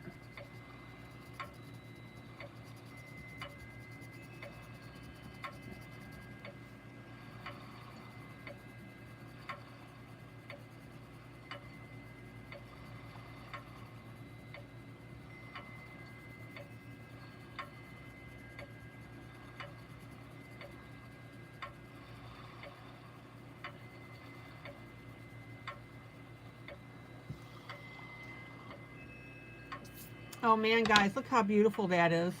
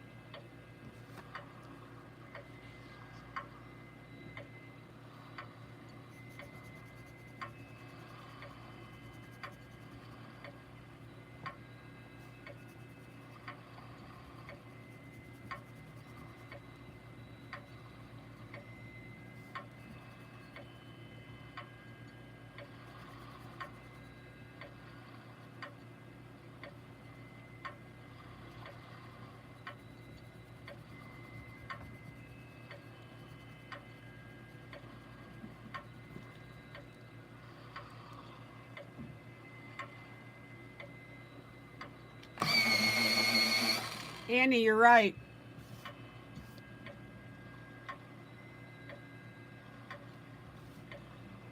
I did. I forgot that little gap in the parachute.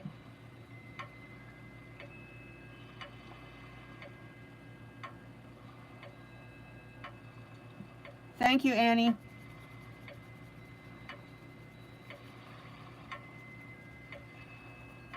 Julie, good night.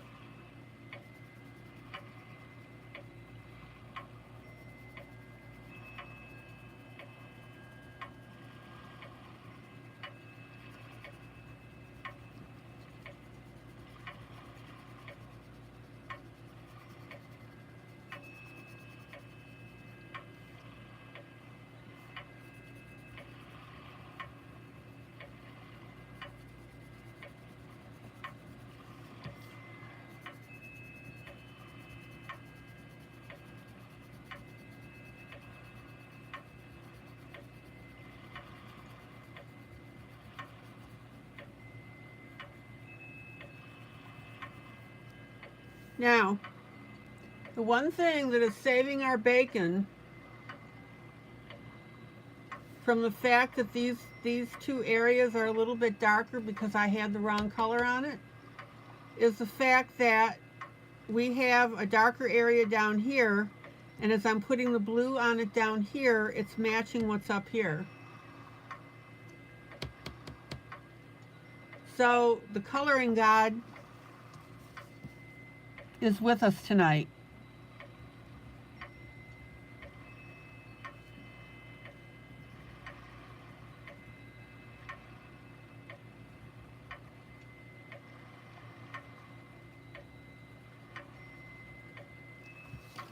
And this is why when you make an error, don't make a big deal out of it and blast it all over Facebook.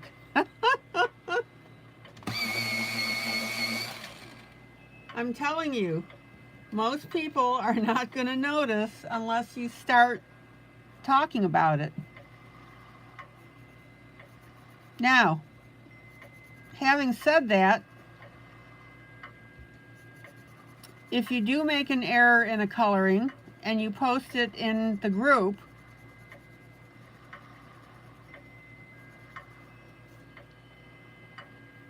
I would like you to point it out and tell everybody how you corrected it.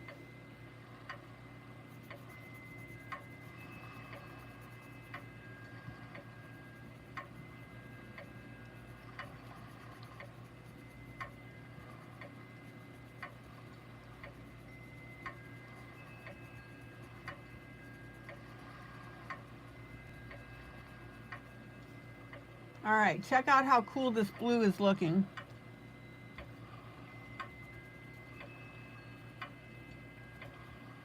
And the other thing about making mistakes on pages is that you will become a better colorer when you take those mistakes and you turn them into positive, good-looking pieces.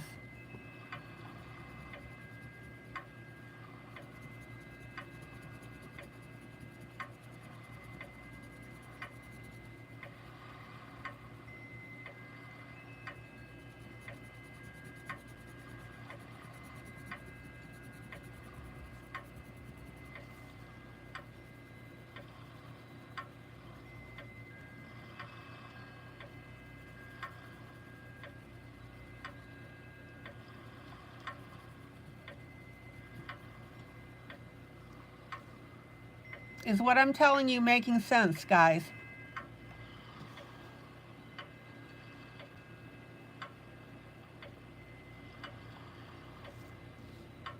Now, the more that I'm coloring down at the bottom,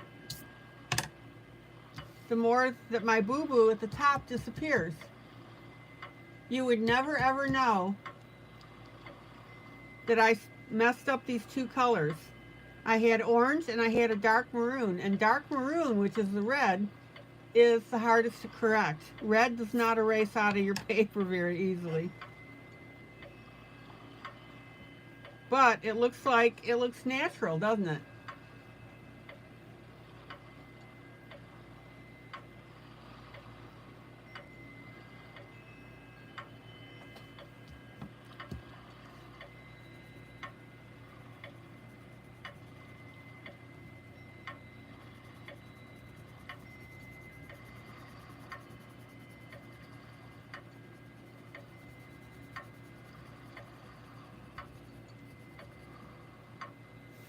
I'm having way too much fun with this.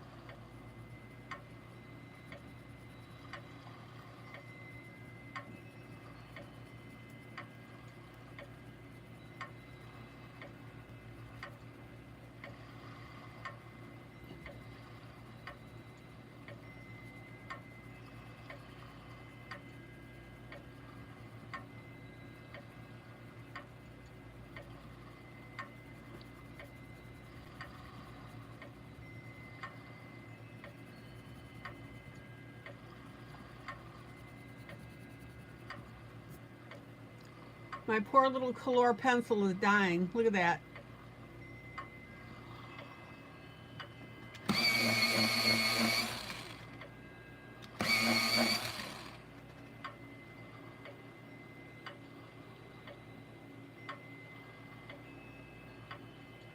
Hello, Maggie.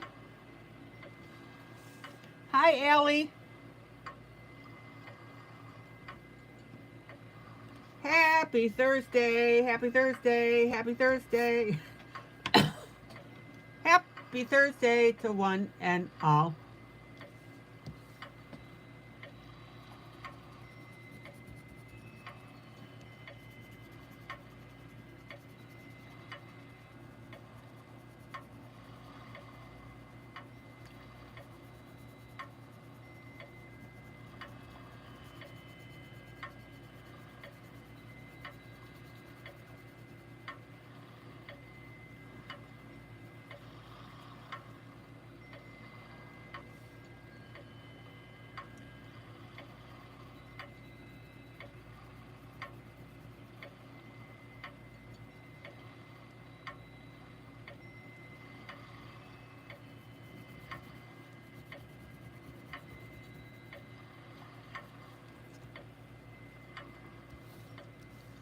Now, notice when I'm coloring a large area with this pencil that after I put the color down in layers,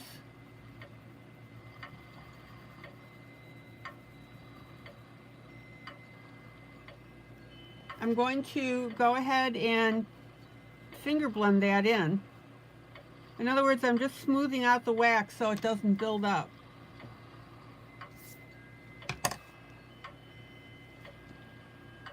Okay, ta-da! Check it out.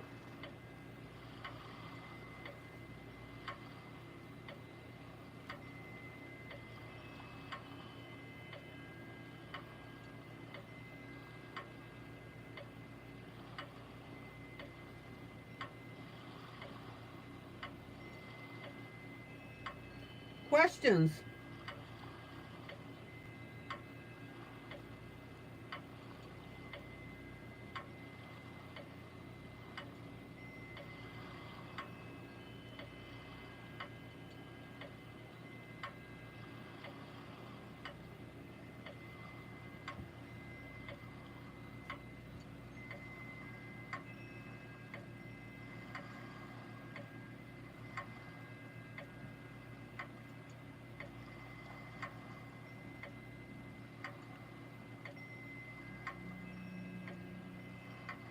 Oh, Kitty, you had your father cut your hair. Gotcha.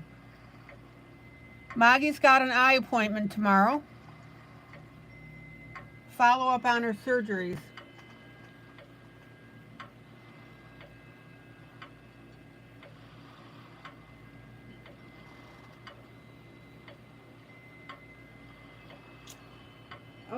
Okay.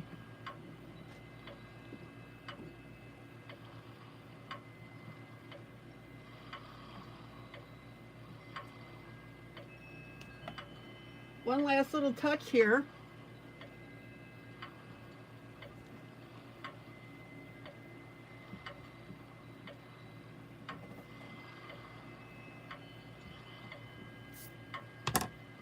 I'm going to, should be the last one. Woohoo! I'm going to take my gallery glass, which is my shiny stuff.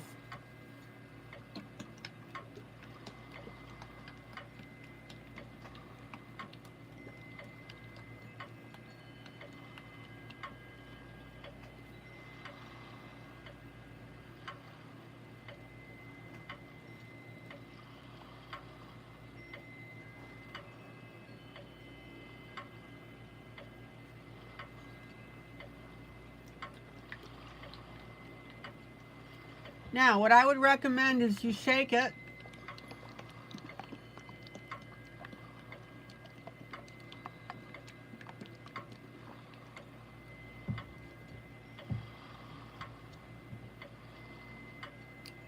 I'm going to get my little sealer thing off here.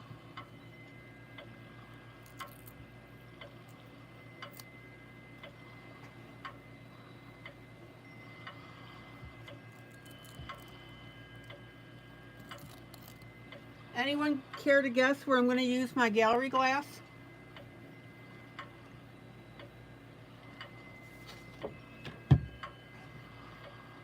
Okay, time to get the knife out.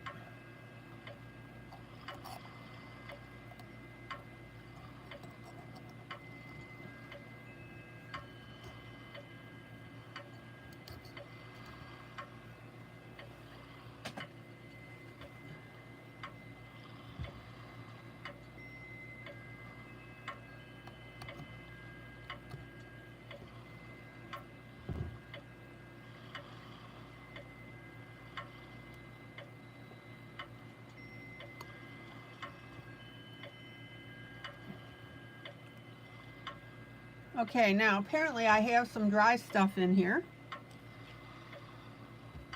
Oh, Annie, give yourself a pat on the back.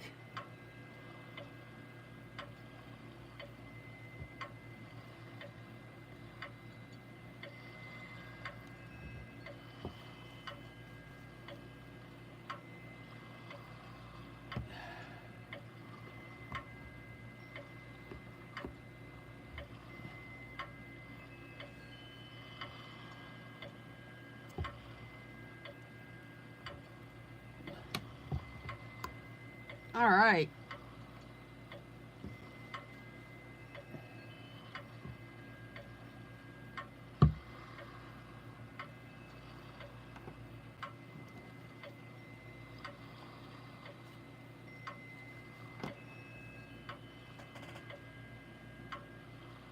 Now that I got that glop out of there,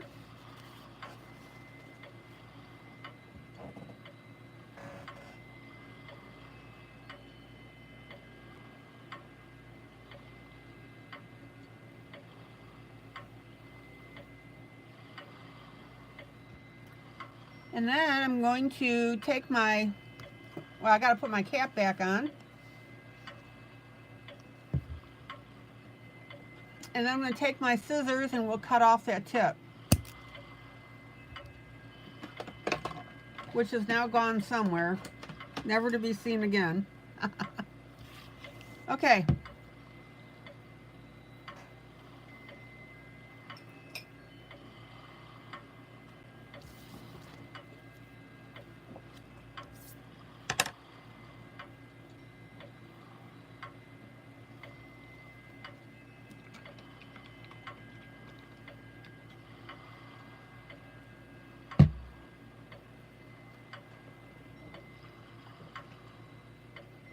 Let me get another paper towel.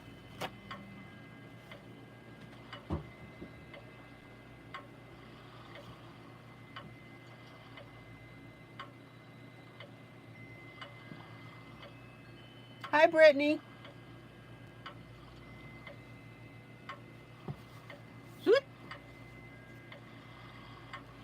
And then I'm going to put a little glop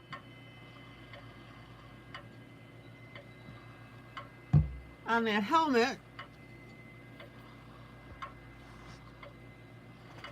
And I'm going to take my trusty toothpick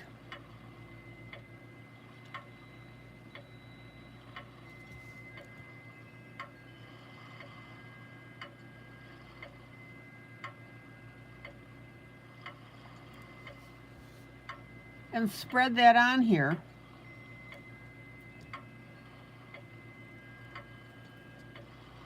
Now, don't get it on that black seal of the helmet.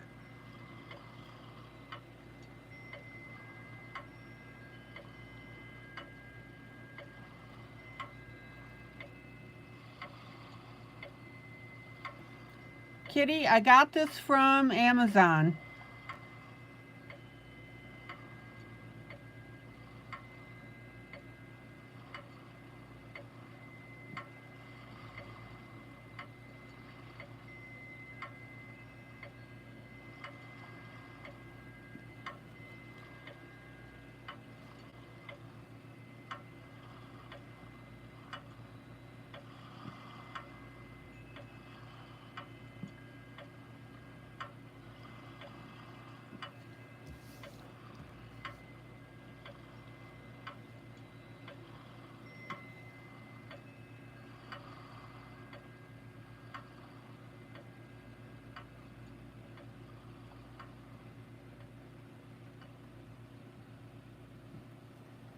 Okay, I'm going to put just a little more on here.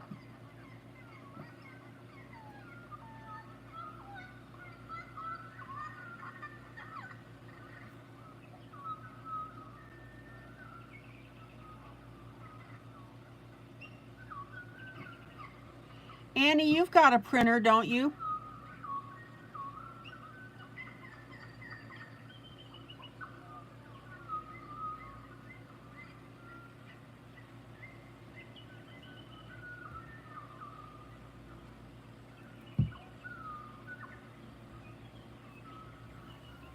Yeah, silicone. Yeah, I just didn't want to dirty those up though because toothpicks are disposable.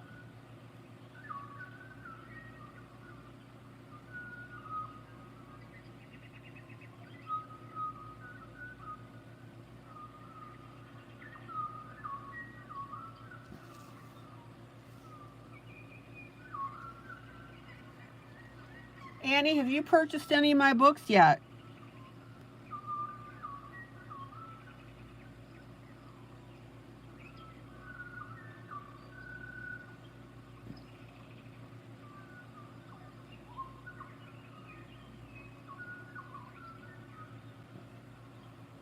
Which really is neither here nor there because I'm going to reward you with a free PDF download of one of my books.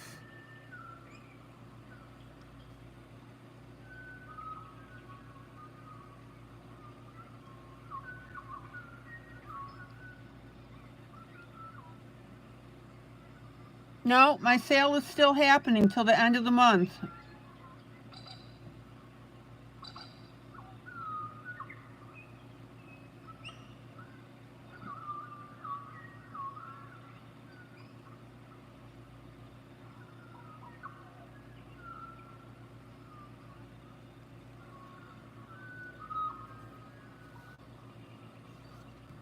Now, be sure that you get out to the edges with this goop.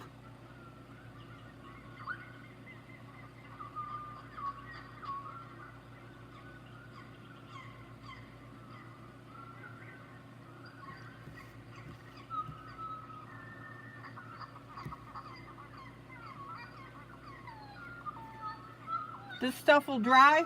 It'll dry clear.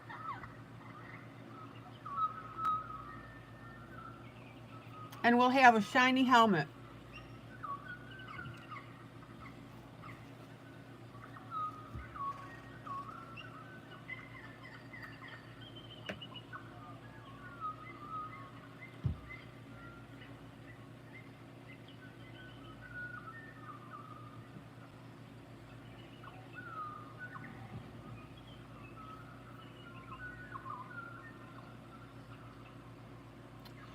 Now I'm going to take one of the straight pins that I have and I'm going to put that in the top of my gallery glass bottle, and that'll help keep that hole sealed up. See how I'm doing that? We'll keep any air out of there.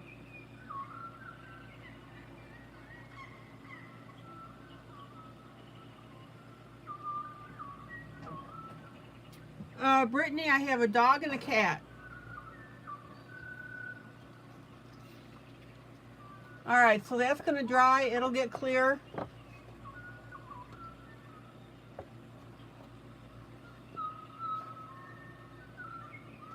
And you can already see how that's starting to shine. See it?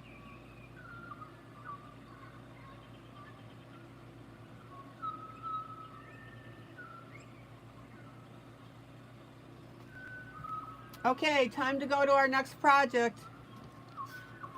Any questions? Annie, go to our library in the group and pick out a book that you want, and I'll get the PDF to you.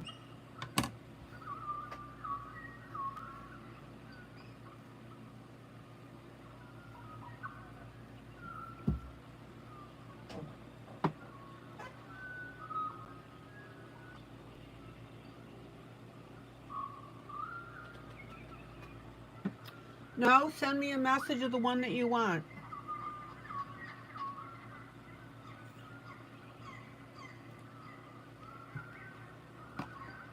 You are welcome. Tell your friends about the group, although you've been here before. And guys, don't forget, you can always copy the link to this broadcast and share it to your timeline, which is what I ask you to do.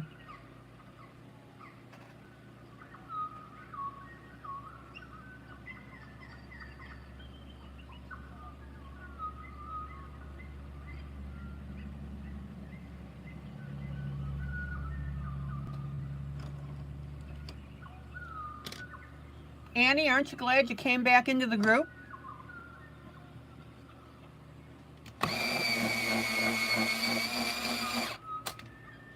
Now, one of you, and I don't know who did it, so you're going to have to tell me,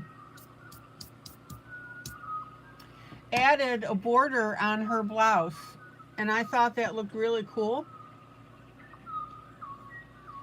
So given the purple is my favorite color, I'm going to go ahead and add a purple border on her shirt.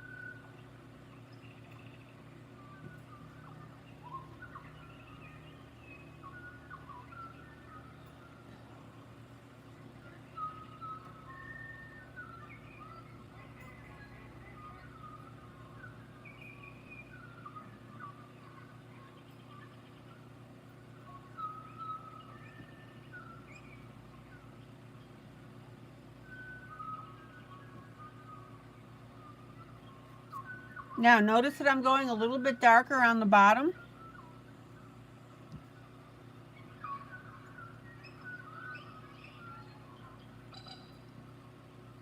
Oh, Stephanie, that was you?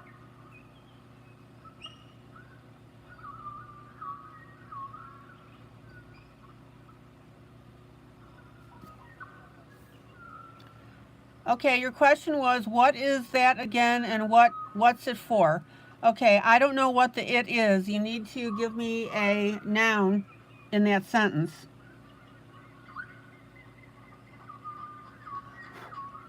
Remember, guys, your comments lag a little bit.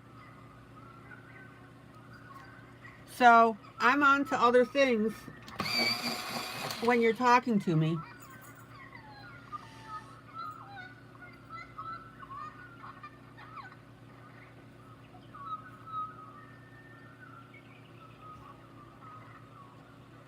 Oh, what I put on the helmet.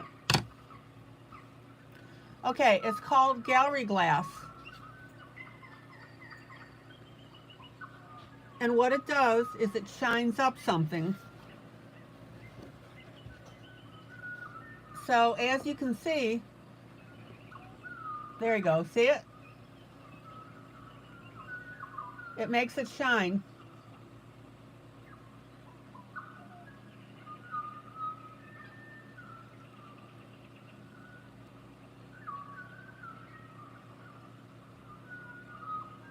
And of course I put it on the helmet because helmets are shiny. And you can see that all that white now has disappeared.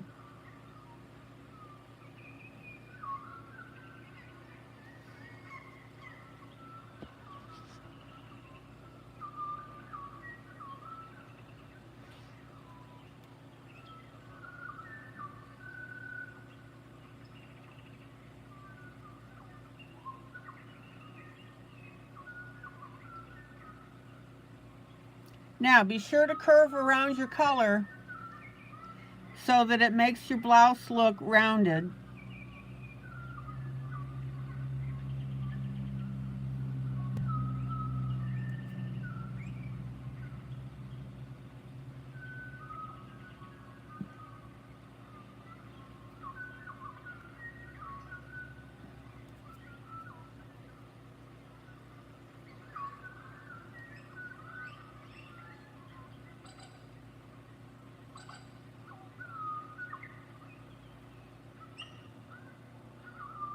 Check it out.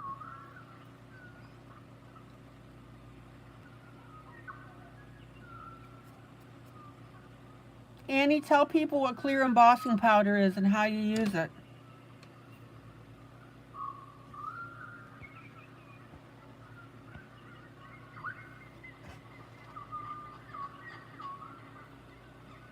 Okay, Angela asked me earlier how to keep from being heavy-handed.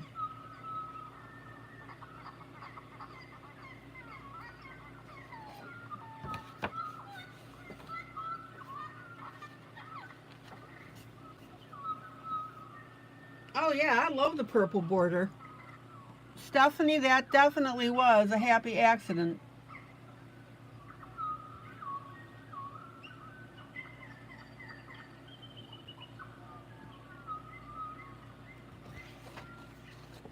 Okay.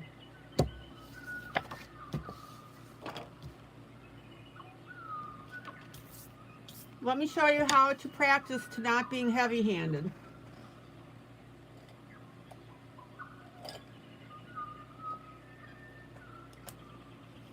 Get yourself a blank piece of paper.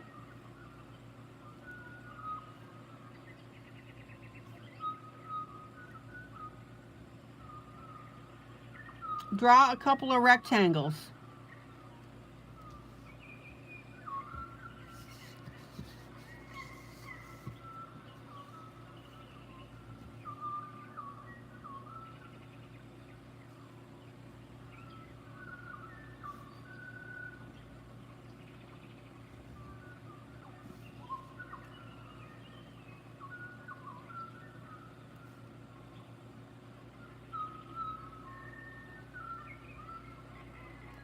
You can go a little skinnier if you want.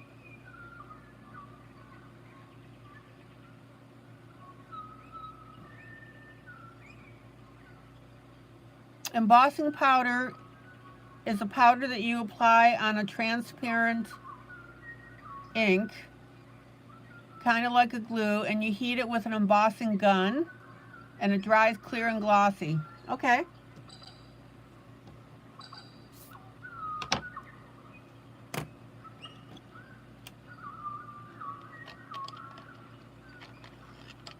And then you take one of your pencils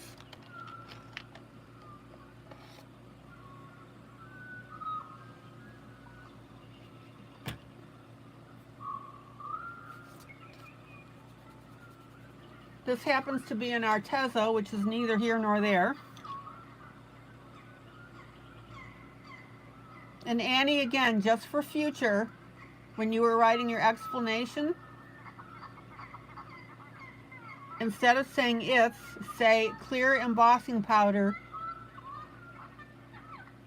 is a powder that you apply. And that way people can see the full response.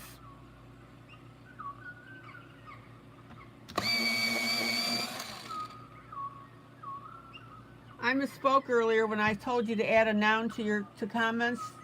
Add a subject. Okay. Yeah, that's for the benefit of others, Annie.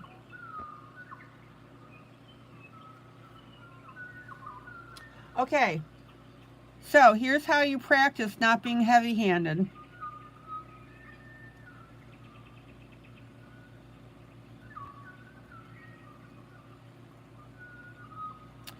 Is you take your color and you start out with your darkest color of it.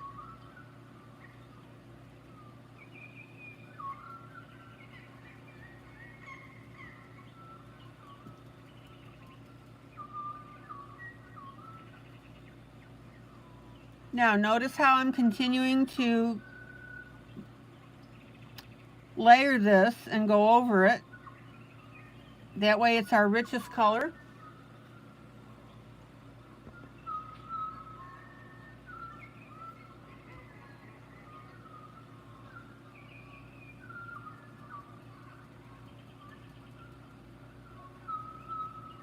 Guys, don't miss my sale. It ends in 7 days.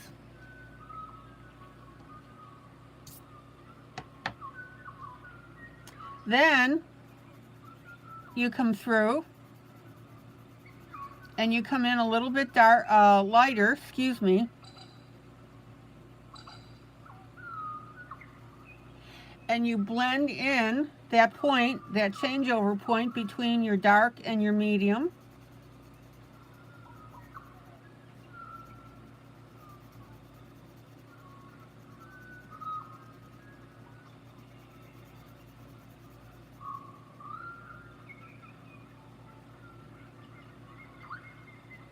You want that transition to totally disappear.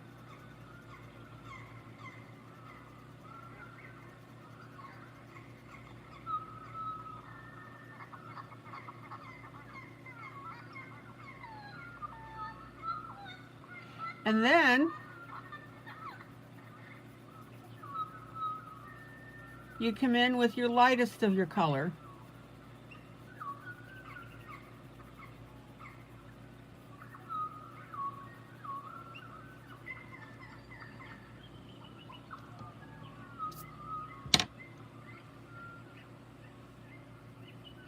And you want that transition to disappear.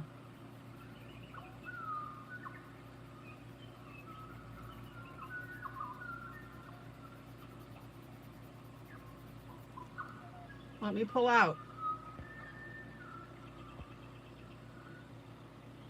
So for those of you that are heavy-handed, this is, excuse me, this is a really good practice to do, Stephanie.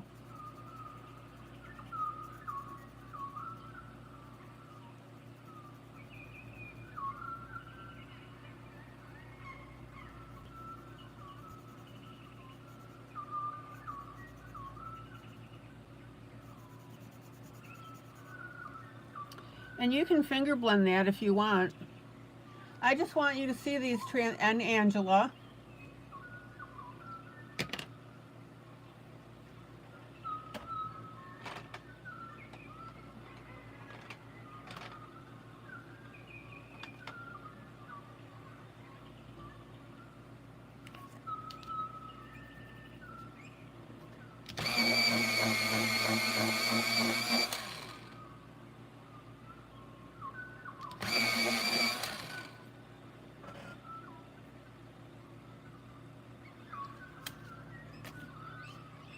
All right. Let me do one more for you.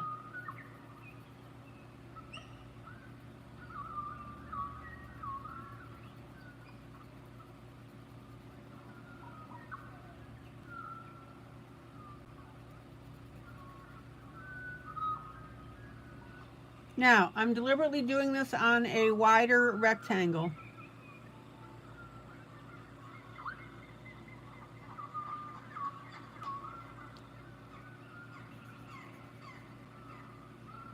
Who else has problems with being heavy-handed?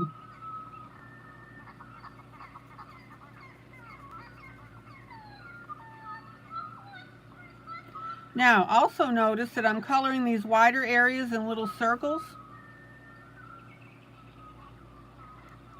Hello, pug lover.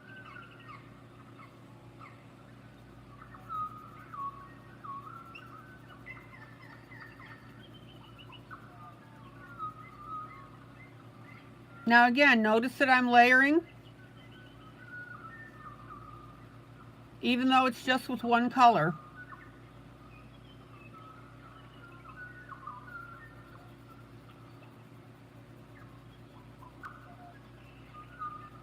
So tell me, Pug, have you been coloring with us?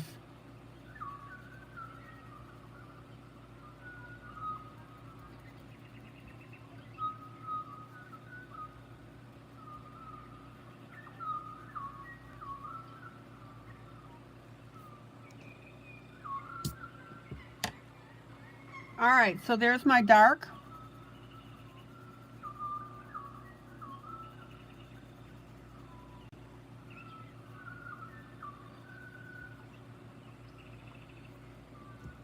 Then I'm going to work up my medium.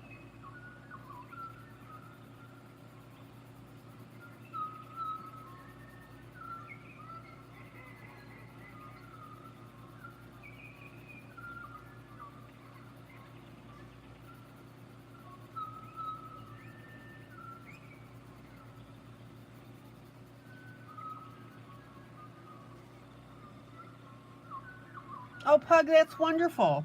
So you've been working on the parachute with us. Yay!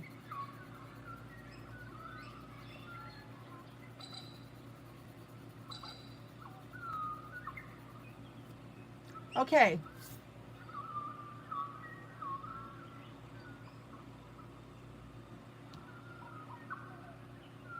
What's wrong with this image? Somebody tell me.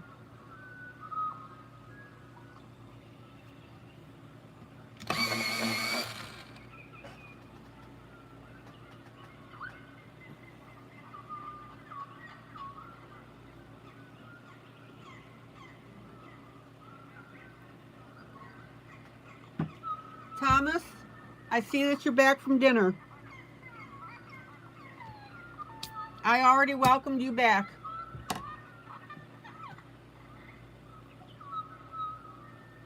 That's right, it needs blending because we've got our dark and we have our medium. And there's a distinct line in between the two.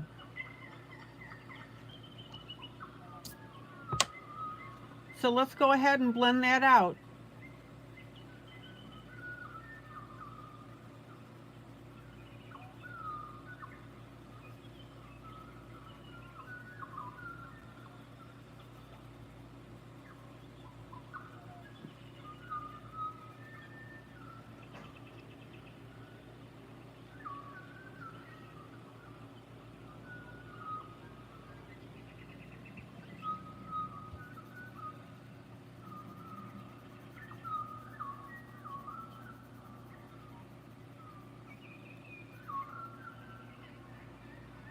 Who's doing this exercise with me?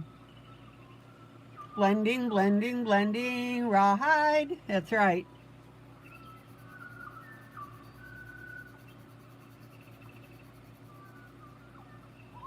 And then we're going to do our light.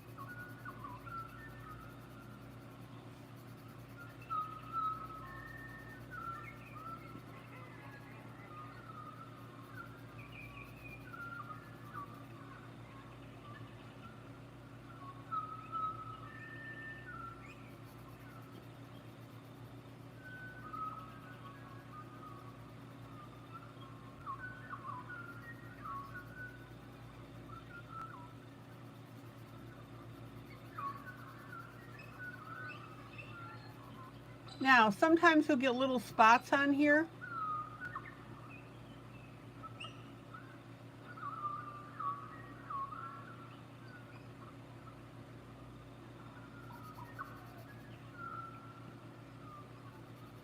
And sometimes you need to come in with a, let me find it, with a blender pencil.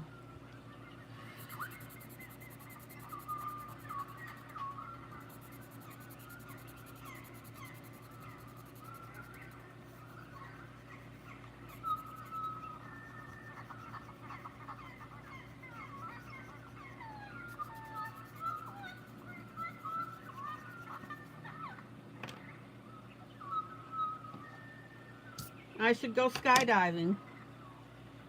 I don't know if the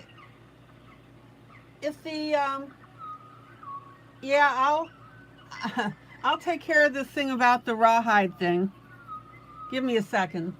All right, look at the dark, medium, and our light.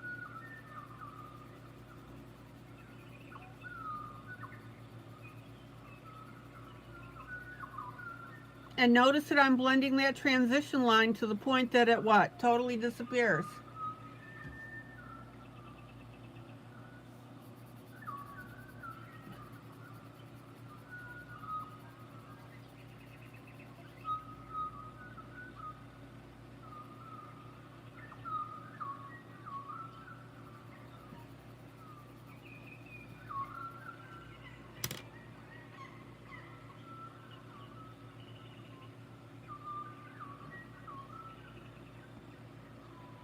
Chrome powder is used in nail art. It comes in a whole rainbow of colors, gives a shiny metallic finish. Cool.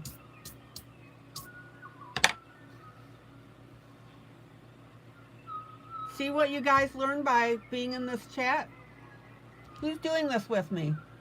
Everybody see the transition. Now, if I had come in dark on this whole thing, how could I have done my transitions?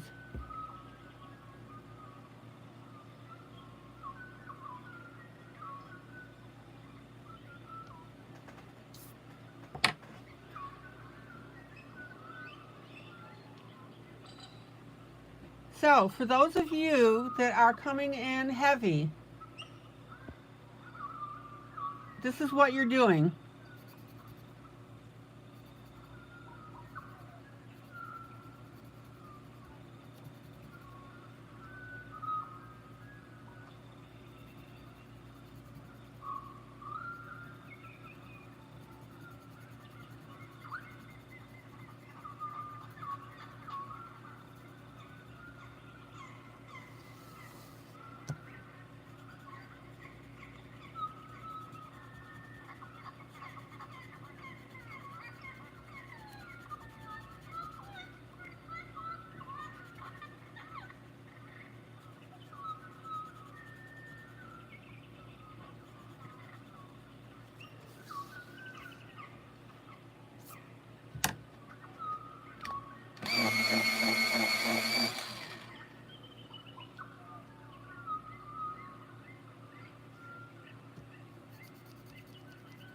So let's say you're coloring a piece.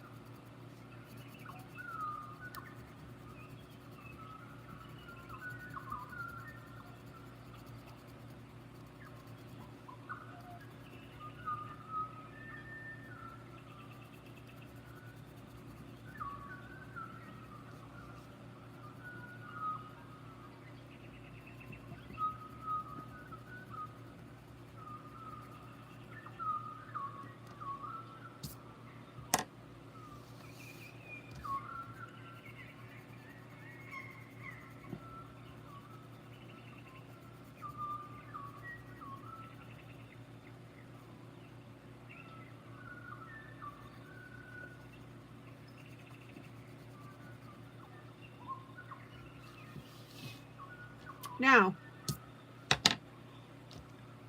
explain to me how I can possibly add any depth, dimension, or detail to this block when I've come in heavy.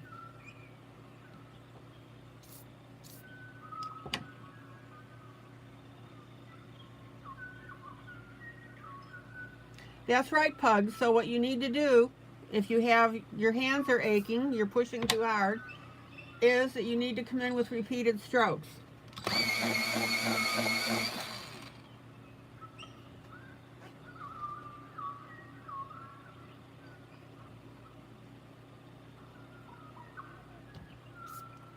Now, when I go back to this centerpiece here, because I've come in lighter, so I have my dark, my medium, and my light, I can come back in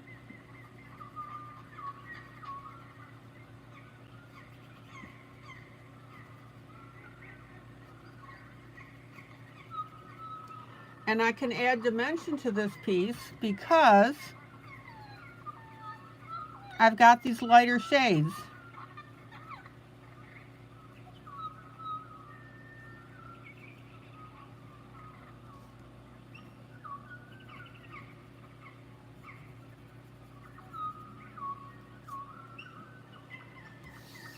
Everybody see how I'm doing this?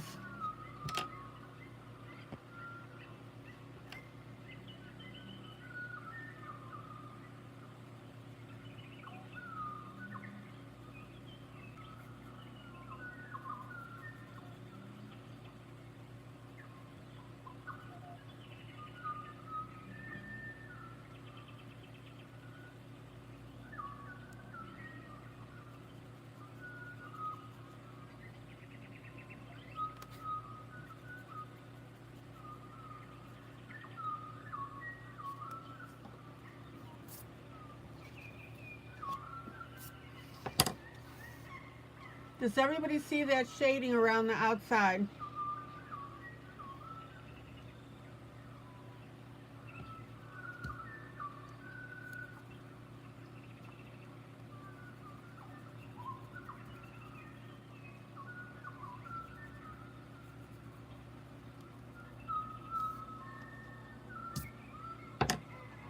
Now, look. There is absolutely no way that you could have shaded this block here when you come in heavy-handed.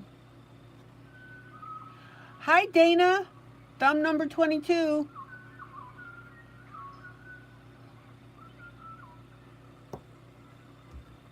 But here, because I'm lighter, I can shade this outside. Now,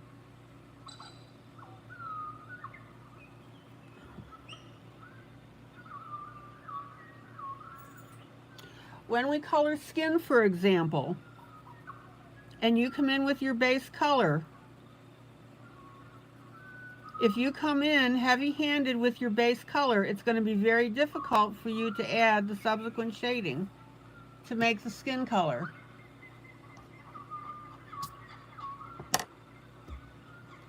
And this is why you guys have got to quit coming in so heavy-handed on your pieces. You're screwing yourself over.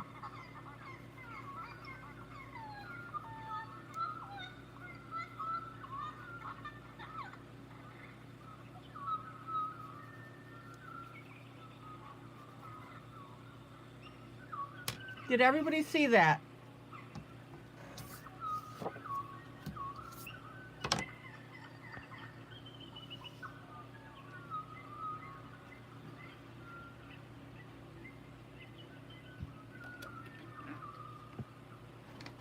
Okay.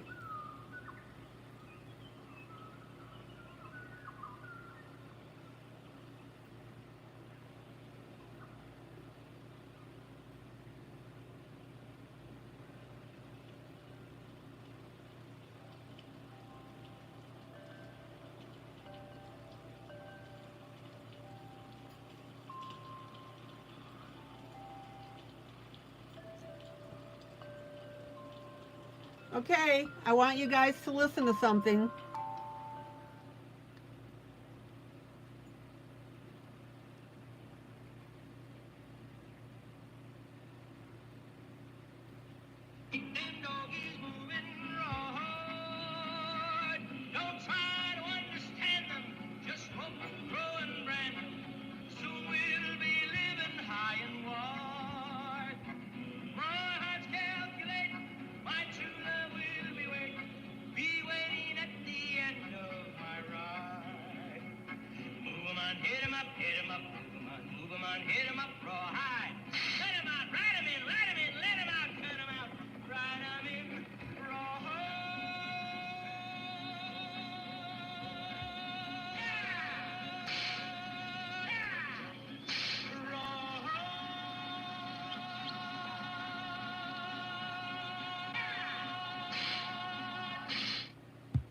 Okay.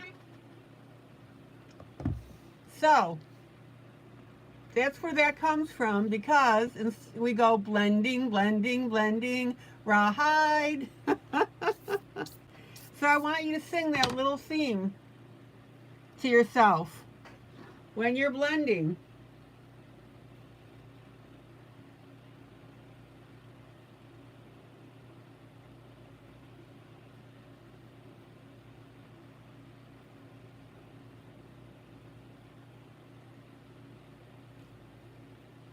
So that is the reference to the rawhide theme.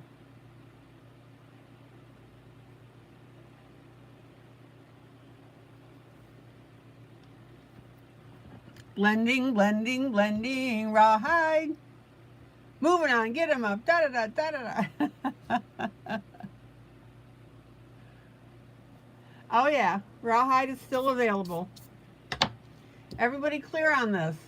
Don't pound your pencils into the paper. Otherwise, this is what you get. This is what you should have. This is a practice. All right.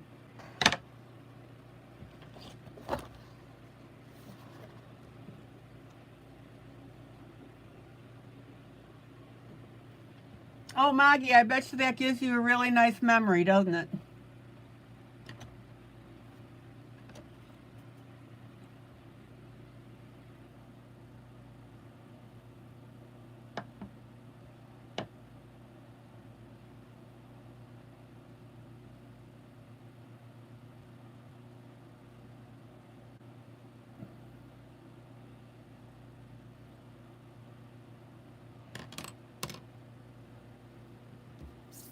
Okay.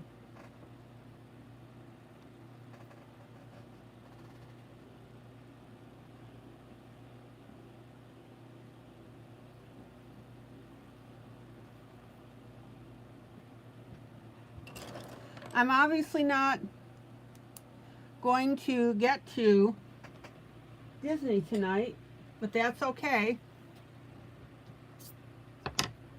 But I do want you to notice how that helmet now is shiny. Isn't that cool? Totally dry.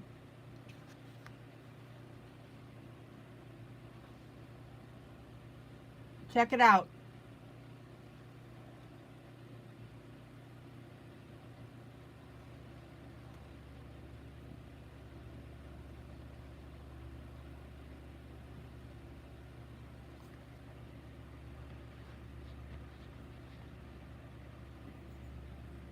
Okay.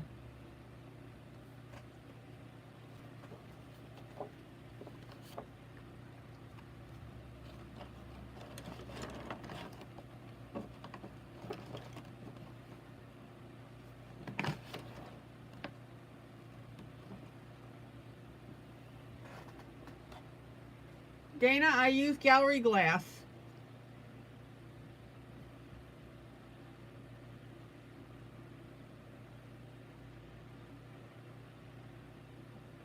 If you guys want the affiliate link, I'll probably just go ahead and post it in the group.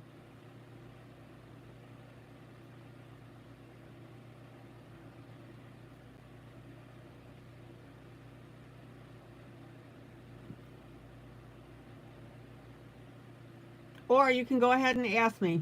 Okay.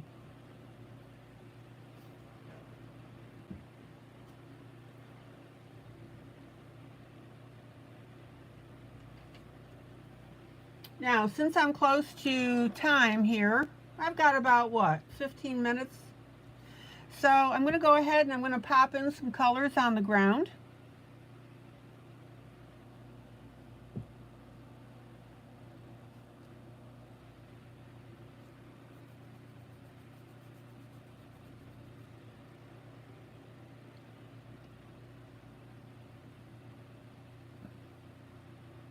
Yes, the helmet was colored first and then the gallery glass was added.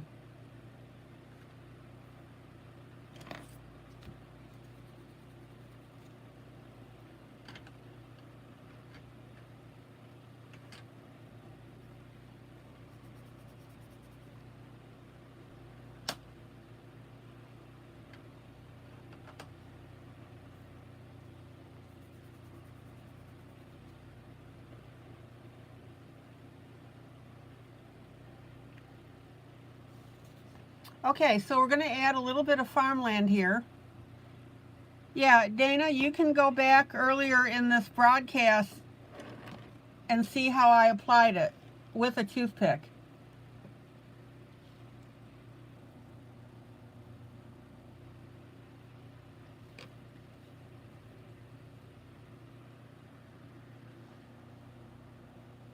All right, flesh colored.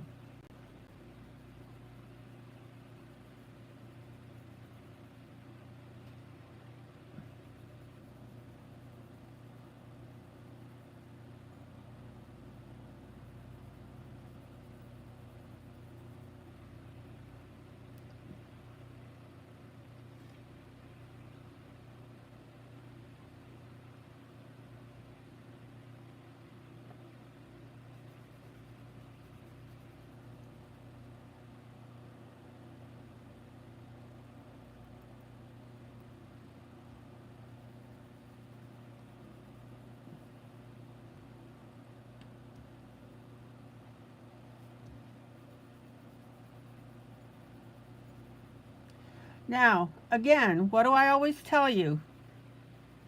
Tint in the color, come in lightly with it, because that way we can come back and do shading with it. I just went through this lesson for you.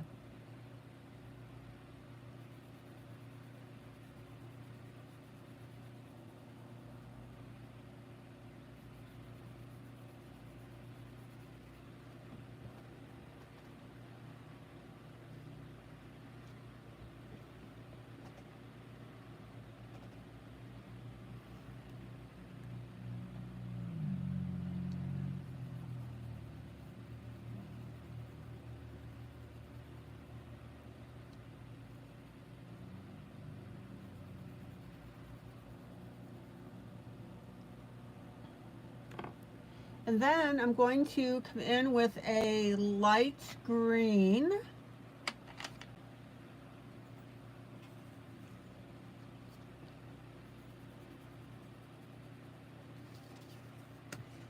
And again, tint that in.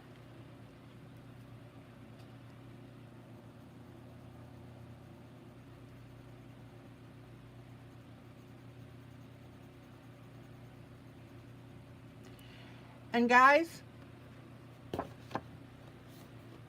when I'm telling you to tint in a color, that means that when you're doing this bottom part, the lighter part is the tint of the color that I'm working with. Then here's my medium, here's my dark.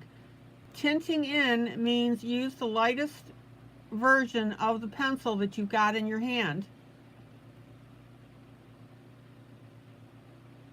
Is everybody clear on that?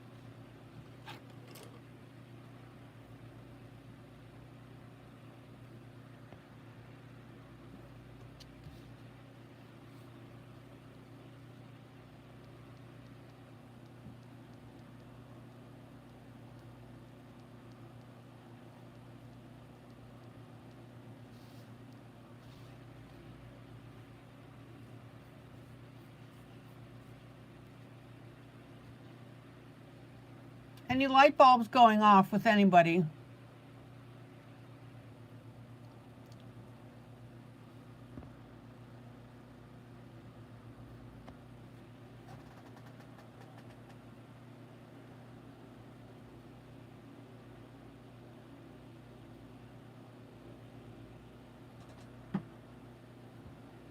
Okay.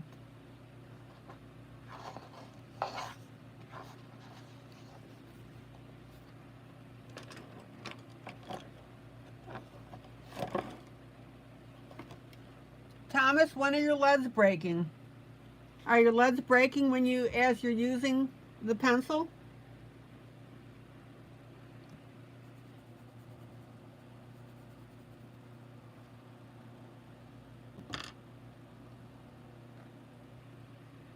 Now I'm going to come in with another green that's just a little bit lighter.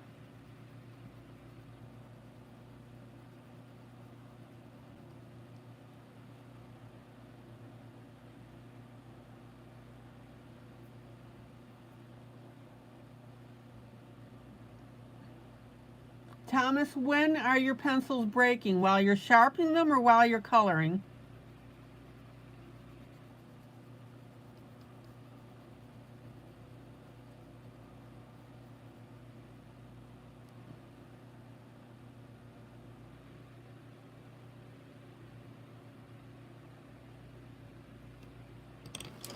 Okay.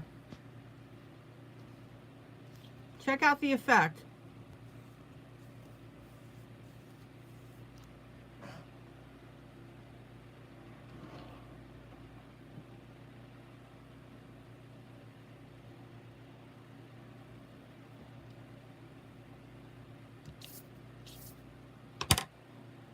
Hello, coloring books.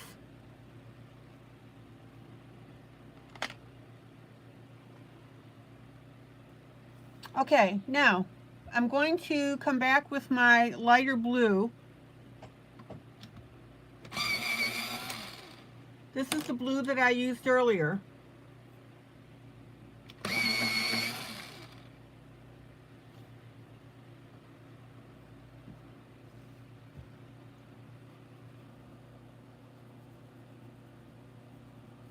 And I'm going to start adding that light blue in between my clouds.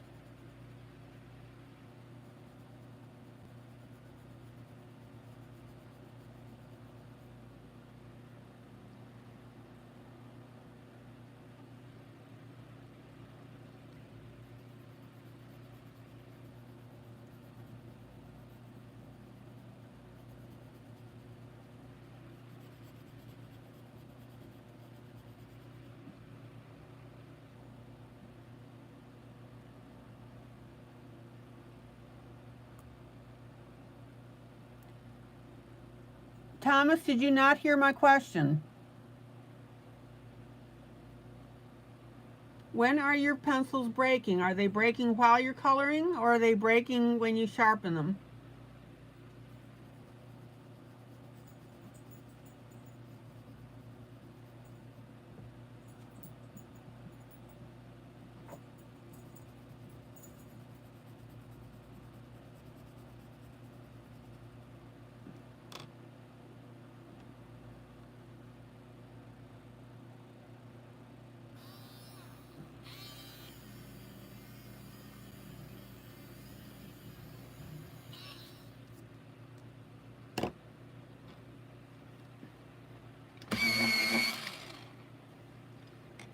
Now, obviously I'm going to be using different colors of blue here, but right now I'm tinting this in with my lightest color.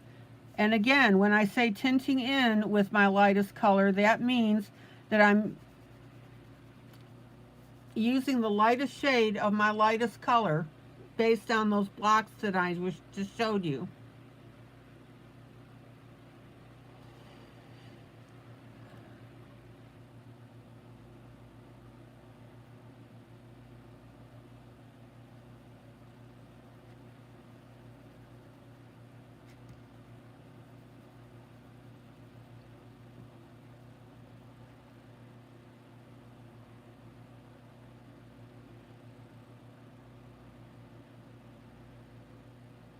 Thomas, it sounds like you're over sharpening your pencil. Annie, that's perfect.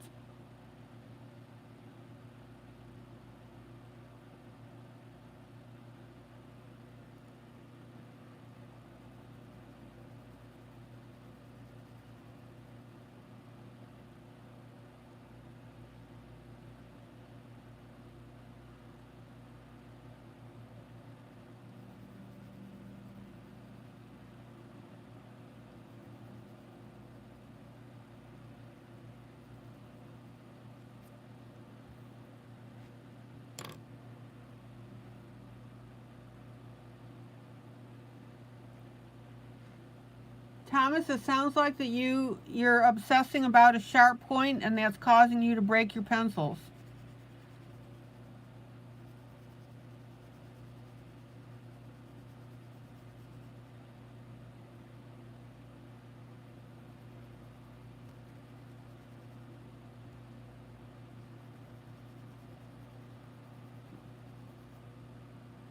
Okay, now I want you to notice here that we've got our blue coming down from the sky.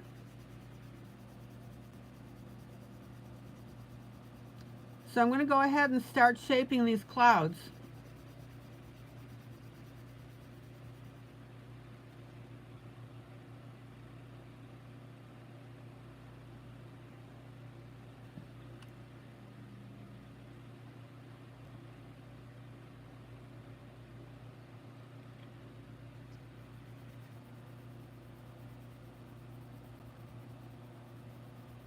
Thomas, that's why I keep telling you guys, when you're coloring, turn your pencil. So when I lift up my pencil, I do a slight turn with it. And that way it maintains my sharper point.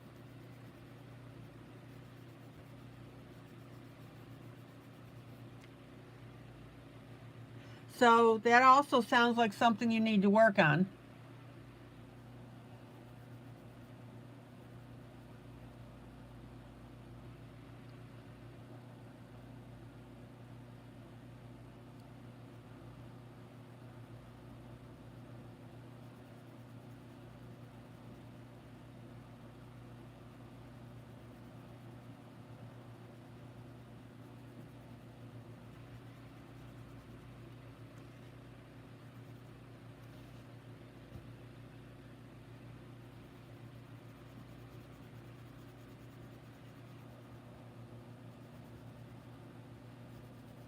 Oh gosh, now I've got that rawhide sign rolling, song rolling around my head.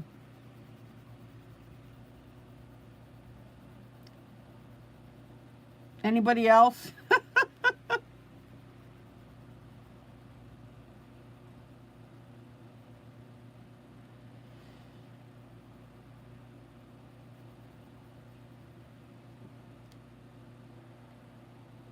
Good grief.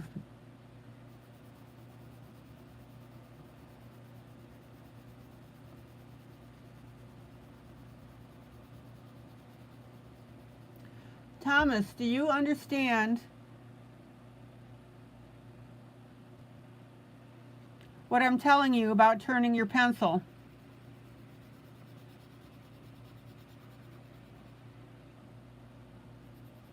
Okay, coloring. Number one, you don't ever have to apologize for asking a question.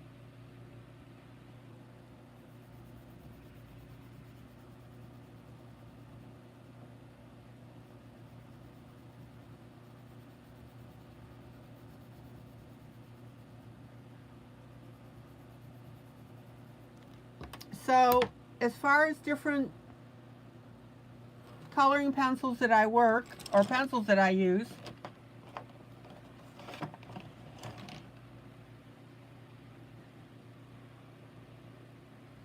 I have about 11 or 12 different brands. So I don't call out the brand that I'm using. What I do call out is shade. And what I do is I swatch that for people.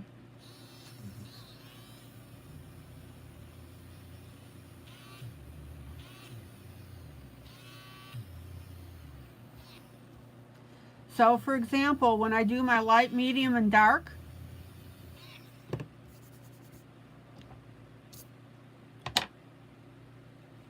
yeah, look at, I really sacrificed this pencil, guys.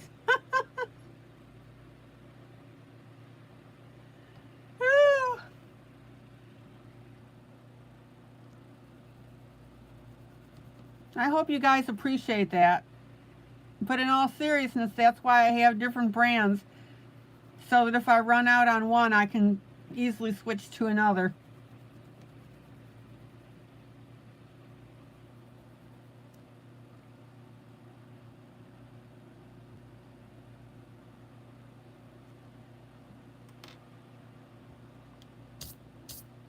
So coloring books, where are you from?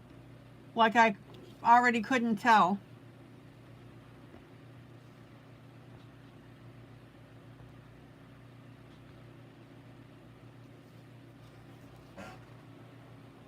What time is it in the UK?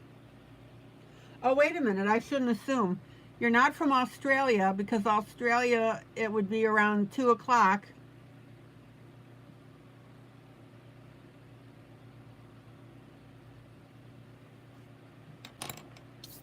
Guys, doesn't that look absolutely terrific? Canada. British Columbia. I stand corrected. Coloring, how did you find the group?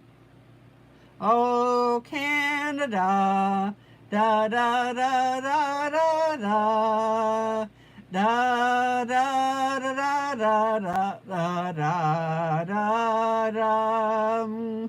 Oh, I better quit that. You guys will be standing up.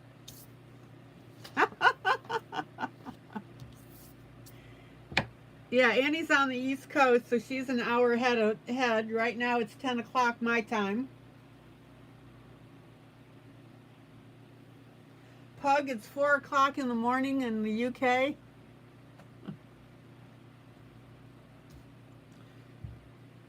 So, Pug, are you going to be able to watch live from now on? Lisa is in Australia. And by the way, her last name it's Vick. Stevanovic, add the H. Hi, Lisa.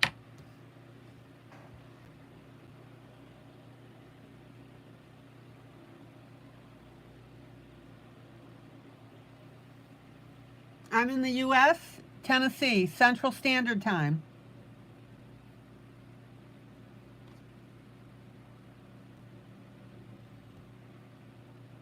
Oh, now the national anthem is going to be stuck in your head. Oh, Pug, you're a bit of a night owl. So, Pug, does that mean that you can join us on a regular basis? That would be cool. Okay, guys, this is from my newest release, Body Positive Jubilee. The link's in the group. It's in the library also.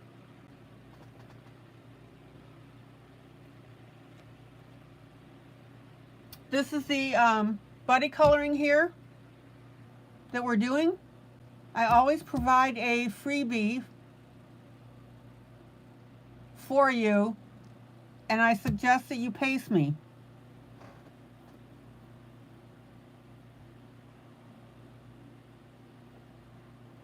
Oh, thank you, Maggie.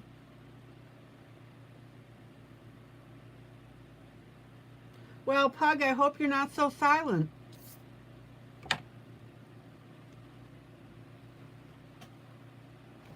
All right.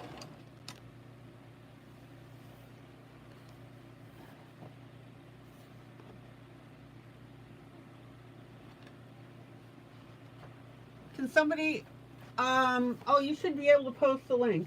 Okay, so just so that you guys know, I usually do 2 projects. And the second project that I'm working on right now is the Disney Dreams collection. I just didn't get to it tonight, which is rare. But we've been working on this page with Christopher Robin.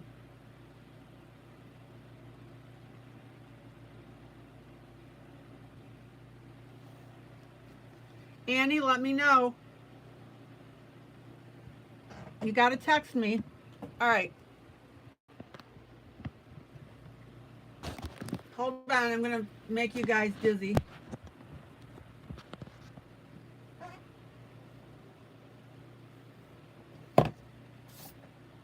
So tomorrow night I'll be working on this. We've got a good portion of it done. I started on the brown on the left. We've got the center to work.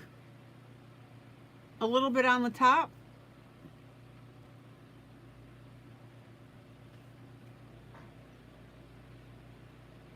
Coloring, welcome, welcome. I hope you can make it in on a more regular basis if you like what you see. And guys, for the new people that came in, if you would do me a favor and give me a thumbs up, I would appreciate it. Dorothy's already saying good night. Dorothy says, ILene, be quiet. We're running late.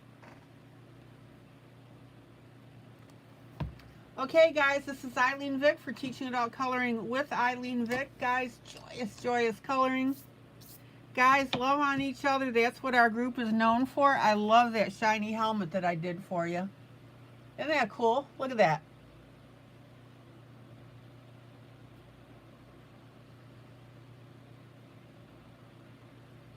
That is so cool. So I'm working up the ground below, and we'll continue on this. Love you guys. Like I said, love on each other. I will see you tomorrow night. Like I said, same time, same place.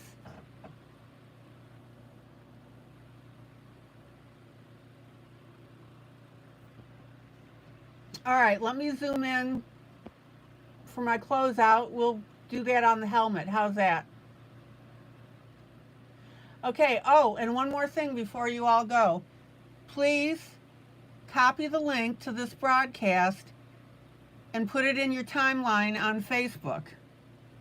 Now, I know that not all your friends adult color, but some maybe do, and some may know other people that adult color.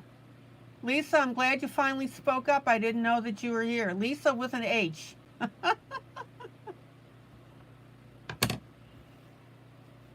I'm feeling so silly tonight because I feel good. All right, guys. See you tomorrow night. Bye.